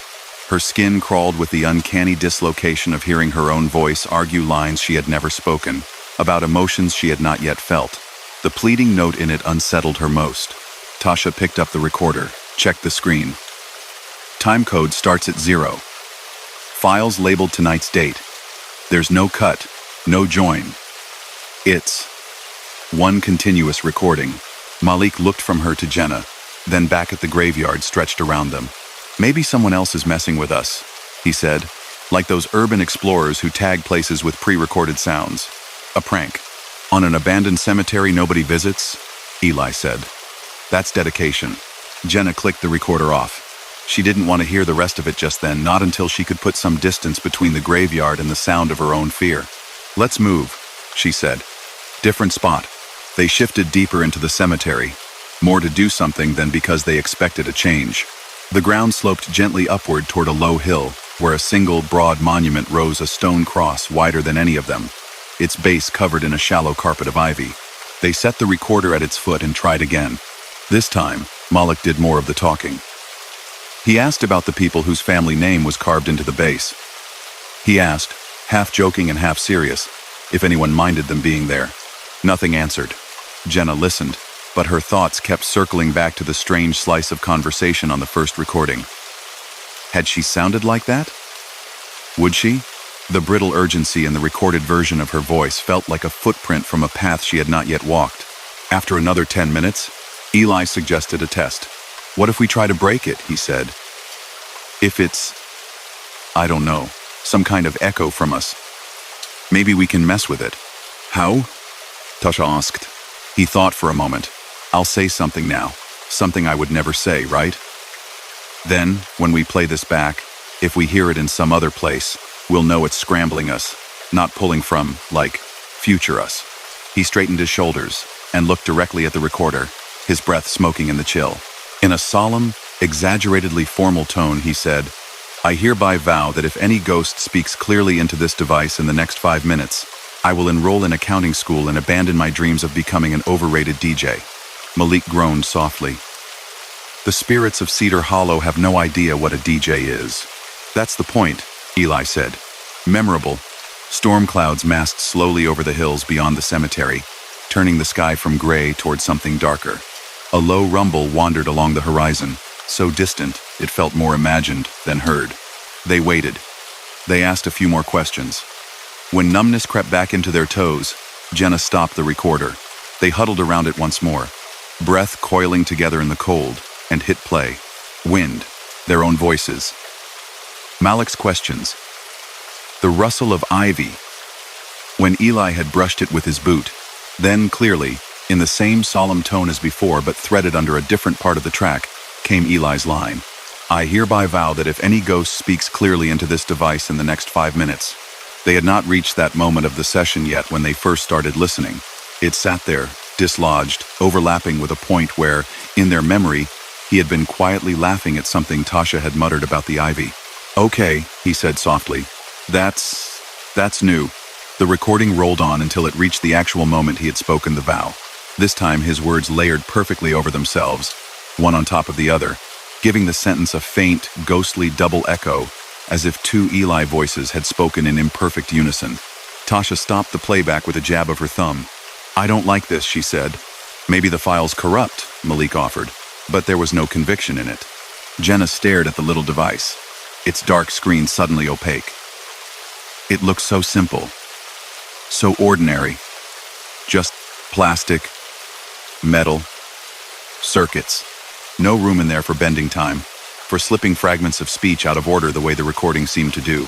Around them, Cedar Hollow held its breath. That first bit, Eli said quietly, where you're asking to leave and I'm being stubborn, that hasn't happened. But what if it's going to? Yenna's stomach tightened. The part of her that ran toward strange places, that loved the thrill of sitting in dim rooms telling stories about cold spots and whispered names, felt a flicker of exhilaration. The rational part, the one that kept track of tide tables and charging cables and exit routes, did not. Let's do one more session and then go, she said. We have enough for the episode. Malik looked relieved. Tasha, too. Eli opened his mouth, then closed it again.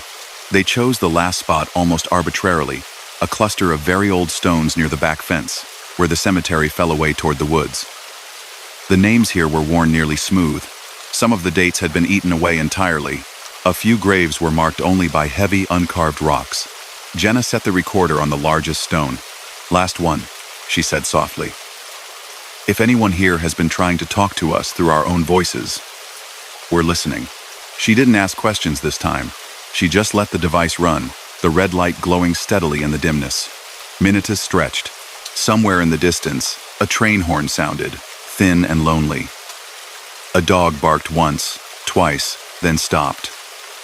The wind wound through the cedars in a long, low sigh. As Jenna stood there, hands shoved into her pockets, she became acutely aware of the way the graveyard formed a bowl around them.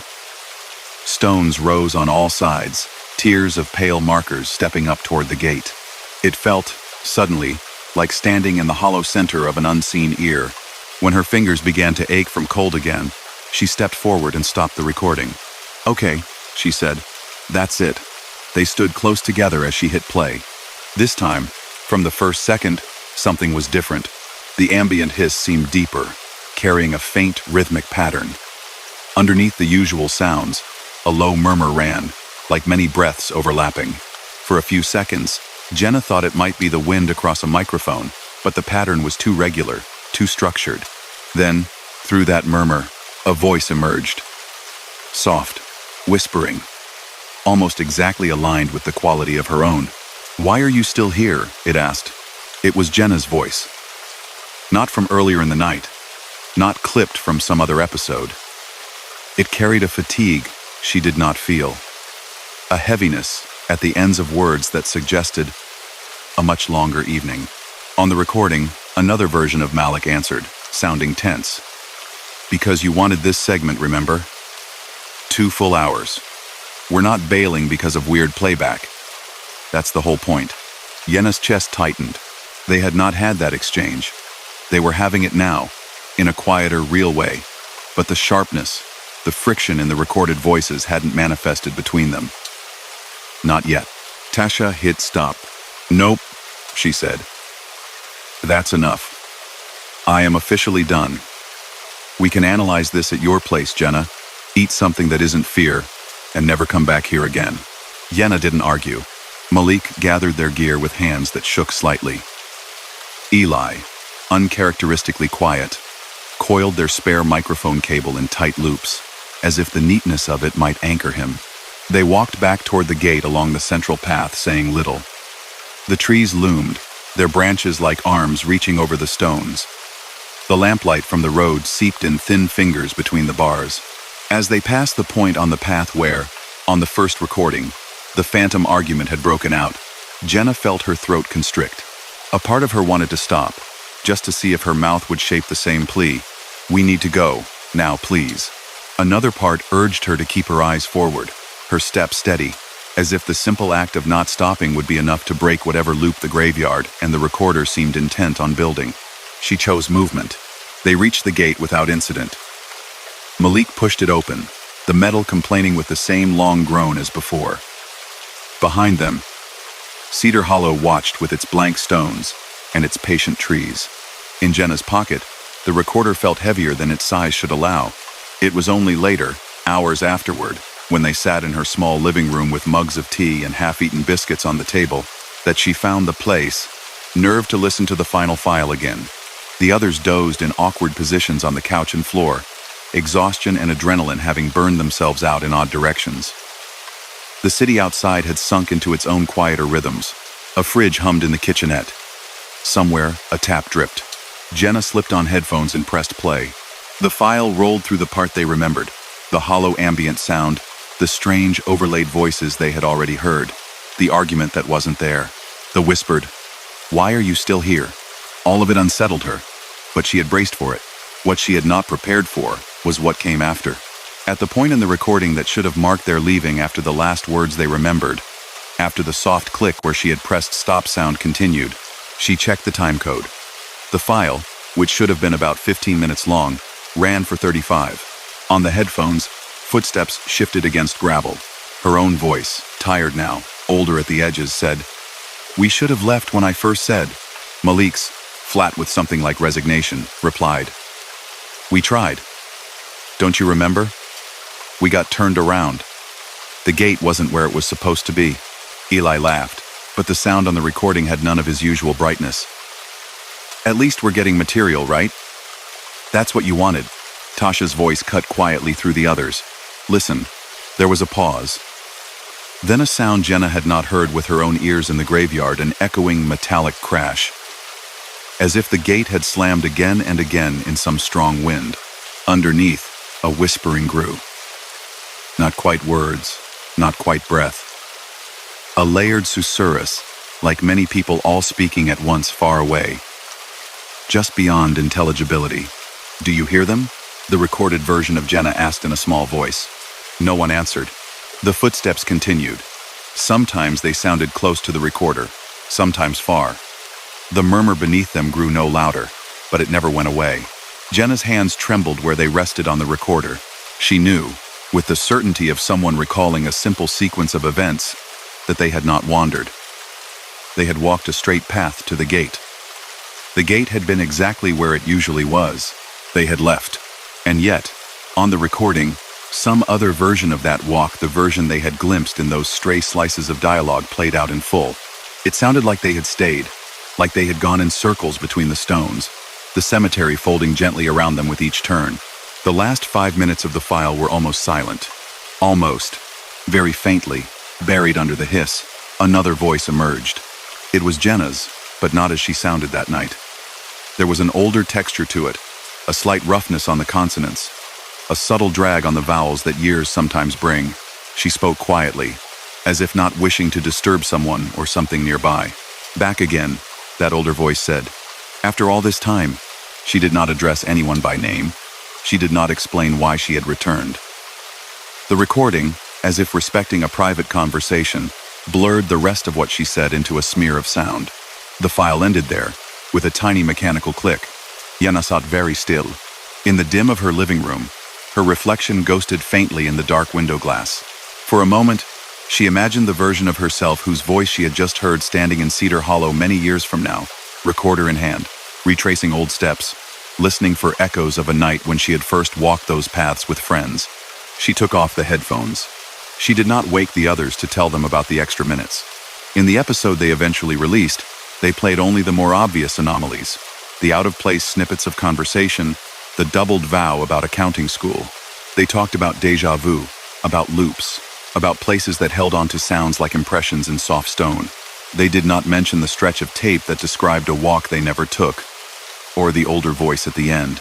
After Cedar Hollow, Jenna found it harder to sit in graveyards, even in full daylight, without feeling as though somewhere nearby an invisible record button had been pressed, capturing not just what she did and said, but also the things she might one day do or say. She stopped recording in cemeteries altogether for a long time. Their episodes shifted to old buildings, train stations, empty theaters. They still caught strange knocks, unexplained whispers, but nothing ever bent their voices around in time the way Cedar Hollow had. Still, on very late nights, when she turned the dial of an old radio she kept on her bedside table, the static between stations sometimes seemed to shape itself into a pattern she recognized: a muttered line, a sigh, a single, familiar word, half swallowed by noise. It always faded before she could be sure, before she could decide whether it was an echo from a night long past, or a fragment from a visit yet to come, waiting patiently under the cedars where stones remembered more than was written on them, and where the air itself held, and replayed, the restless stories of anyone who dared to speak within its bounds. Story number 6. The cottage sat with its back to the graveyard, as if it had been built that way on purpose. From the front, it looked almost cheerful. Whitewashed walls, a narrow porch with peeling railings, 2 upstairs windows like watchful eyes. A small strip of garden ran along the lane, untidy with lavender and stubborn dandelions. Beyond the cottage, the road bent away toward the village, taking most of the noise with it. Behind the house, however, everything was different. There, only a few meters from the back door, a high stone wall rose, patched with moss and age. Ivy curled along its top like a slow green wave. On the other side of that wall lay Street, Bartholomew's graveyard, older than anyone in the village could say for sure, and just close enough that, on quiet nights, the shapes of its tallest stones could be seen against the sky. Emma told herself, when she signed the rental papers, that back wall proximity to a graveyard was only a detail. The rent was low, the cottage was clean and dry, with a stove that worked and windows that opened properly. There was even a small bedroom for Noah, with sloping ceiling and a window that looked not into the graveyard, thank goodness, but out over the lane and the hedges beyond. That wall keeps everything separate, the landlord had said, jangling keys in his pocket as he showed her around. You'll forget it's there most days. For the first week, he was almost right. There were boxes to unpack, curtains to hang, school paperwork to fill in. Noah, 6 years old and full of questions, treated every cupboard as a potential fort and every bare floor as a racetrack. Emma spent late evenings fitting their old life into the new spaces and falling into bed too tired to listen for anything beyond the walls. Only gradually did the graveyard begin to press the edges of her awareness. It was small, as such places went, and old. Emma saw that on the second Sunday, when she took Noah by the hand and walked the long way round the block to the church path. The main gate to Street Bartholomew stood on the far side, facing the road. Wrought iron bars curved under an arch that spelled out the church's name in flaking letters. Just inside, a gravel path wound between tired yew trees and lines of headstones leaning at various degrees of surrender. Emma had not planned to go in. Their goal was the village shop on the other side, and the churchyard path simply cut a corner, but Noah slowed as soon as he passed the gate. His small hand tightened in hers. "What's this?" he asked. "Graveyard," she said lightly, "where people are buried after they die. There's a church there." He tilted his head, taking it in with the serious concentration he gave to new puzzles. "It's like a park for the quiet," she added, unsure how else to phrase it. "We walk on the path, and we don't climb on the stones. And we keep our voices down, because people come here to think about people they miss." He nodded solemnly, his eyes wider than usual. They followed the gravel curve. Some of the stones were new, polished granite with bright flowers. photographs set into their faces. Others were so weathered the names had thinned to soft grooves. Crosses, angels, simple blocks, all watched the path with the same unchanging stillness. Noah read out a few first names as they went, stumbling over the dates. He curled closer to Emma's side when they passed an especially tall monument, its carved angel's face worn smooth by decades of rain. "Does it go behind our house?" he asked quietly. "Yes," Emma said. "Other side of that wall you can see from the kitchen. But we can't go in that way. We always use this gate." He looked over his shoulder as they walked, as if trying to line up the back of their house in his mind with the rows of stones. They left the graveyard, bought milk and bread at the shop, and walked home the long way round. Emma cooked dinner, navigated a stubborn washing machine, listened to Noah's account of his first impressions of the new school. It was only when she stood at the kitchen sink later, washing plates under warm water, that she glanced up and really saw the wall. From this side, it looked higher. Ivy spilled down in ragged curtains. The top of a single, tall stone showed above it in one spot, a rounded shape like a shoulder. As she watched, a crow landed there, settled its wings, and stared directly at her for a long, unblinking moment before lifting off again. She dried her hands, told herself not to be foolish, and drew the blind.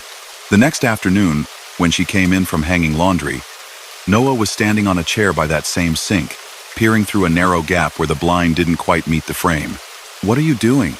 she asked gently, though her voice came out sharper than she intended. He jumped, then pressed his palms flat to the windowsill. "Nothing," he said with the transparent speed of a child not yet practiced in hiding things. "Just looking." "At what?" He hesitated. His gaze flicked to the blind, to the invisible line of the wall beyond. "Nothing. It's just quiet." She stepped closer, pushed the blind fully down. "We don't climb up on the counters, remember? If you want to see out, you can use the chair by the front window." He slid off the chair, shoulders hunched. "Okay." That night, when she went in to check on him before bed, she found his small toy car bright red, slightly chipped sitting on his windowsill, wheels pressed right up against the glass. It faced not the lane, but the direction of the back wall. "Noah?" she whispered. "Why is this here?" He mumbled something in his sleep, words tangled with dreams. When she leaned closer, she thought she heard, "She wanted to borrow it." But the sentence dissolved as he turned on his pillow. The next day, after school, he asked very casually, "Who puts the flowers there?" "Where?" she asked, rinsing out a lunchbox. "In the place at the back, near the tree, behind us." She paused. "In the graveyard, you mean?" He nodded, not looking up from the drawing he was making at the table.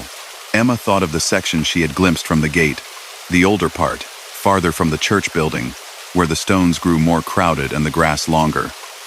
She had not noticed any fresh flowers there. "I don't know," she said. "Maybe family, maybe people from the church." "She doesn't have anyone," Noah said matter-of-factly, choosing a blue crayon. That's why she asked. A small, cool space opened in Emma's chest. "Who asked?" "The girl," he said, as if that should have been obvious. "With the ribbons." He drew a careful circle on the paper, filled it in, then added 2 long trailing lines from the top of a stick figure's head. "Blue ribbons," she realized. They fluttered all the way down to the ground. "She lives there," he added quietly. "Who told you that?" Emma asked, keeping her tone light. He shrugged, concentrating on adding grass. "She did. She was on the other side of the wall. I could hear her when I was brushing my teeth." Emma managed, somehow, not to flinch. Their bathroom backed onto the same wall as the kitchen. A small, high window let in light, but not much of a view. She imagined her son standing there on his step stool, toothbrush in hand, listening to shadows. "Maybe you heard people in the lane," she suggested. "Sound can bounce around." "She was on the grass," he insisted. "She can't come in. She said so. She just wanted to see my car." He looked up then, meeting her eyes with a seriousness that made him seem, for a moment, older than his 6 years. "She doesn't want to be alone all the time," he added, as if this were the heart of the matter. Emma told herself all children invented imaginary friends at some point. Her younger brother had once blamed every broken object in their house on an invisible boy named Mac. Noah had never done that before, but then, he had never lived with a graveyard at his back door. Still, that night she made sure the kitchen blind was fully closed, all the way down, and that the latch on the back door sat snug in its slot. The days shortened. Wind brought leaves down from the hedges in soft, papery sighs. Rain ticked on the roof. The graveyard, when Emma glimpsed it through gaps on her way to the village, darkened earlier than the street. Noah talked more about the girl with the ribbons. Sometimes, he said, she hummed a song he almost recognized. Sometimes she asked about his school or his favorite cartoon. She did not like thunder, he told Emma. She liked it when he left the curtains open a little, so she can see a different room. Emma listened, nodded, and set new rules in her mind. No playing in the back garden after dark, no chairs near the back windows, no unaccompanied wandering near the church gate. One Saturday morning, curiosity prodded her hard enough that she changed their walking route. "Let's go past the church," she suggested. "We can stop at the bakery after." Noah agreed readily, slipping his hand into hers as they headed down the lane. The day was bright, the sky a thin winter blue. Their breath puffed in front of them. When they reached the graveyard gate, Emma paused. People drifted in and out after the morning service, heads bowed, coats pulled close. She waited until the path cleared, then led Noah inside. "Show me where she is," she said gently. "The girl with the ribbons." He frowned, thinking. Then he pulled her along the main path, past the newer stones, and into the older section behind the church. They walked under a row of leaning yews, toward the back wall she knew pressed against their cottage. The air grew cooler there, the light duller. Moss padded the bases of stones, soft and bright green. Near the far corner, where an old maple tree spread its branches wide, Noah stopped. "There," he said, pointing. It was an ordinary patch of graveyard, if any part of such a place could be called that. A narrow stone with a rounded top stood slightly askew, its inscription worn soft but still legible. A smaller, squarer marker crouched beside it like a child at a parent's knee. No flowers sat on either grave. No ribbons fluttered from the branches.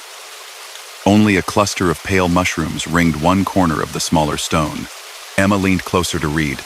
The larger grave belonged to an adult, buried in the 1980 seconds. The smaller one bore a short name and 2 dates that began and ended within 12 years of each other. The carved letters were shallow, the surface weathered. Hannah, that was the name. Underneath, a simple line. "Beloved daughter, always our light." Emma's stomach tightened. "Her," Noah said quietly. "She stands there. And sometimes there." He pointed to a patch of grass near the wall, as if indicating a well-known meeting point. "She said her mom and dad went away. She stayed." "Do you know how old she is?" Emma asked, hearing the carefulness in her own voice. He thought for a moment, then held up 10 fingers, then 2 more. "Like that, only a bit less now." She said it's hard to count. Emma forced herself to smile. "Sounds like she likes you." She doesn't like the dark when it rains," he said. "She says the ground feels cold. I told her I don't like nightmares. She said she gets those too." He spoke with the easy acceptance children give to things they have not yet learned to question. On the walk home, Emma's mind looped around the names and dates on those stones. She stopped by the parish notice board outside the church, scanning the faded sheet of printed history tacked there. A paragraph about a fire in the old rectory, decades ago. A brief mention of the tragic loss of the Lawrence family, survived only by their young daughter Hannah, later lost in an accident the following winter. The text did not linger. It moved on to dates of restoration and new stained glass. Back at the cottage, as she stood at the kitchen sink, she looked at the back wall with new eyes.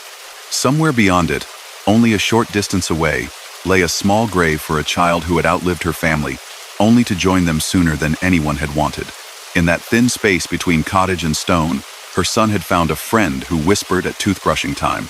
That night, as rain began to patter on the roof, Emma woke to the sound of Noah talking softly in his room. She padded to his door and paused, listening. "I know," he was saying. "But you can't come in, Mum says. The wall has to stay closed." There was a pause, long enough that, irrationally, Emma strained to hear another, higher voice reply. "You're not allowed to be sad forever," Noah went on, matter-of-fact again. "I'll wave in the morning. You can count birds with me." His bed creaked as he rolled over. The quiet settled. Emma stood there for a moment longer, hand on the doorknob, then eased it open a crack. He lay curled under his blanket, one hand flung toward the window, palm open. On the sill, his red toy car sat again, turned slightly toward the back of the house. The winter deepened. Morning frost filmed the lane. The graveyard beyond the wall grew spare and hard-edged, the grass pale, the stones almost luminous in the low light. Emma began to notice small things when she passed the gate. A cluster of wildflowers tucked at the base of Hannah's stone on a day no one had gone in. A blue ribbon tied neatly around a low branch of the maple, its ends fraying gently. "Did you see her?" Noah asked one afternoon after school, when she set down 2 mugs of hot chocolate on the table. "Who?" she asked, though she already knew. "Hannah. She was by the gate when I walked past with Liam's mum." Emma had not seen anyone, but she had been watching her footing on the icy pavement, not the graveyard beyond the hedge. "Maybe she wanted to say hi," she said, keeping her tone light. "She wanted to know if it hurts," he said, tracing the rim of his mug. "If what hurts?" "Being grown up," he replied. "She said she never did it. She asked if it feels like falling." Emma's heart lurched, a small, painful movement. "What did you tell her?" she asked. "That sometimes my legs feel long when I wake up," he said, considering. "And sometimes I don't like it when people talk like I'm a baby." She said she didn't either. He took a careful sip from his mug, face scrunching at the heat. The next day, Emma asked the vicar, in a quiet moment after the service, about the Lawrence family. He looked surprised at the question, then thoughtful. "Sad business," he said slowly. "Before my time here, but people still mention it now and then. There was a fire in the old rectory. Both parents gone. Hannah was with a neighbor that night, or she'd have..." He broke off with a small shake of his head. "They say she never quite settled after that. There was some sort of accident near the river the next winter. Slipped.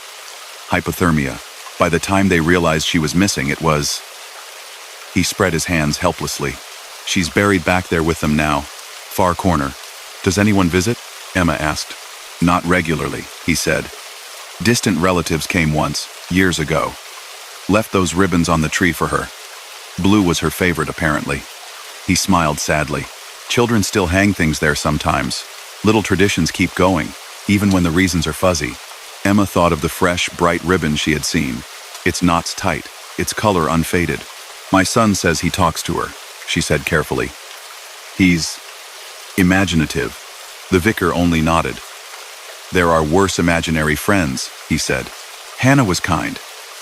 By all accounts, she hated being alone. If your boy feels her as company, and it doesn't frighten him, well, some silences are heavier than others." Emma thanked him and left with a paper bag of leftover biscuits from the church hall, her thoughts restless. A week later, on a late afternoon when the sky had already turned the color of slate, she realized she hadn't heard Noah's voice in a while. He had been in the living room with his building blocks, humming to himself, while she folded laundry upstairs. Now the house seemed too quiet. She checked his room. Empty. The bathroom. Empty. The front garden. No small figure among the hedges. A prickle of unease crawled up her spine. She went to the kitchen. The back door stood unlocked, its latch resting just above the catch. The blind was half drawn, leaving a gap of glass that showed only the dark stripe of the wall. "Noah?" she called, voice sharper than she intended. No answer. She grabbed her coat and ran. The quickest route to the graveyard was around the side lane and through the main gate. It took less than a minute, but her feet felt slow on the damp pavement, every step heavy with the thought of him, small and bundled, wandering between stones as the light thinned. The gate was ajar. Inside, the graveyard lay in a blue-gray hush. The air felt colder than the street. A faint mist curled along the ground in the lower hollows. "Noah!" she called again, softer now, as if the place itself demanded it. For a moment, there was only the rustle of distant branches. Then, faintly from the back corner, she heard a child's voice answer, "Here." Relief and fear collided in her chest. She followed the sound, boots crunching on gravel, then softening on damp grass as she cut between rows. The older section seemed to absorb the remaining light. Shapes loomed and receded. The maple at the far wall stretched its bare arms wide. "Noah?" she said again, more quietly. "Here," he repeated closer. She saw him then, standing near the Lawrence graves. He was not alone. For the briefest second, Emma thought another child stood opposite him. Just beyond Hannah's stone, a slim figure about the same height, with pale, indistinct features, and what might have been long hair falling over one shoulder. Something dark trailed from its hands, fluttering slightly like ribbons caught in slow wind. Then the space was empty. Noah, oblivious, looked up at his mother, cheeks pink with cold. "She wanted to show me the crack," he said calmly, "so nobody falls." Emma's gaze followed the tilt of his head. Near the base of the wall, only a few steps from where he stood, the ground had split. A long, thin crack ran through the earth, barely wide enough to catch the toe of a shoe. It followed the line of an older, half-sunk stone, then veered toward the maple's roots. The soil on one side had slumped slightly, leaving an uneven dip. Beyond it, closer to the wall, another, deeper fissure yawned, its edges broken, the darkness inside it too complete. If he had run, or jumped, or simply stepped without looking, his small foot might have met air instead of earth. Emma's knees went weak. "Come away," she said, her voice rough. "Now. Please." He came at once, crossing the narrow gap with careful steps, one hand outstretched as if someone steadied him. When he reached her, she seized his shoulders, holding him perhaps a little harder than necessary. "Don't come here alone," she said, almost more to herself than to him. "Ever. Promise me." He frowned, puzzled. "She said I had to show you." "So you'd tell the man with the shovel?" "The groundskeeper?" Emma said. He nodded. "The one who cuts the grass. She said he doesn't look here much." Behind him, at the edge of her vision, something moved. A small shape near the Lawrence stones, like a child shifting its weight from one foot to the other, arms wrapped around themselves against a cold it could no longer escape. For an instant, Emma felt eyes on her, an intensity that held no malice, only a deep, aching loneliness and a thin thread of hope. "Thank you," Emma whispered, not sure which child she addressed. The feeling eased, very slightly. She took Noah's hand and led him back through the graves, keeping as much distance as she could from the weak ground. At the gate, she looked back once. The maple branches rustled without wind. A length of blue ribbon, tied to a low limb, swayed gently, ends brushing the air as if in a slow, absent-minded wave. The next day, she spoke to the groundskeeper, a quiet man with earth permanently under his fingernails. Together, they walked to the far corner. He frowned when he saw the cracks. "That'll be the old vault beneath," he said, clicking his tongue. "Thought it was solid. Too close to the wall, maybe. Frost gets in, everything shifts." He put up temporary fencing around the area, thin metal panels with bright tape. A week later, men came with equipment, their voices cutting through the graveyard's usual hush. They shored up the ground as best they could, filled gaps, marked the area on their maps as unstable. "No one should walk there now," the groundskeeper told Emma when it was done. "Safer that way."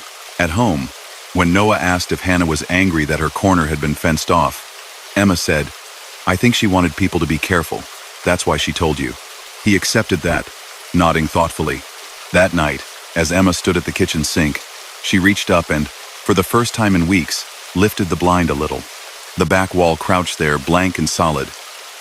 Over its top, she could just see the faint outline of the maple's branches, inked against the deepening sky. For a moment, she thought she saw a small shape move along the edge like a girl in a simple dress, tracing the fence line, checking each new post as if approving a job done properly. Then it was gone. No humming came through the wall that evening. No soft taps against the bathroom window. Noah still talked about Hannah sometimes, but less often, the way children gradually talk less about toys they once carried everywhere. Once, when spring had just begun to soften the air, and the first crocuses pushed their way up in the churchyard lawn, Emma found a new blue ribbon tied neatly to the hinge of the back door. It was the same shade as the one on the maple. Its ends fluttered when she opened the door, brushing against her wrist like a light touch. She stood there for a long moment, feeling the cool of the morning, the quiet of the graveyard pressing gently beyond the wall. "Thank you," she said again, softly. A crow called from somewhere in the trees. A car passed on the lane out front. The house settled around her, its rooms holding the familiar echo of her own footsteps, her son's laughter, the clink of cups and plates. Behind the cottage, Street Bartholomew's graveyard went on keeping its long watch. Names weathered, flowers came and went. Children in the village learned to run past the far corner a little faster, not out of fear exactly, but from a sense that it belonged specially to someone else. On some evenings, when the light was just right and the air held perfectly still, a faint, high humming seemed to drift over the wall toward the cottage, a tuneless, absent-minded thread of sound, like a child keeping herself company. It never lasted long. Just enough to remind anyone listening that the dark behind the house was not entirely empty, and that sometimes, in the quietest corners of old graveyards, the ones who were left behind found their own quiet ways to look out for those who still had farther to go.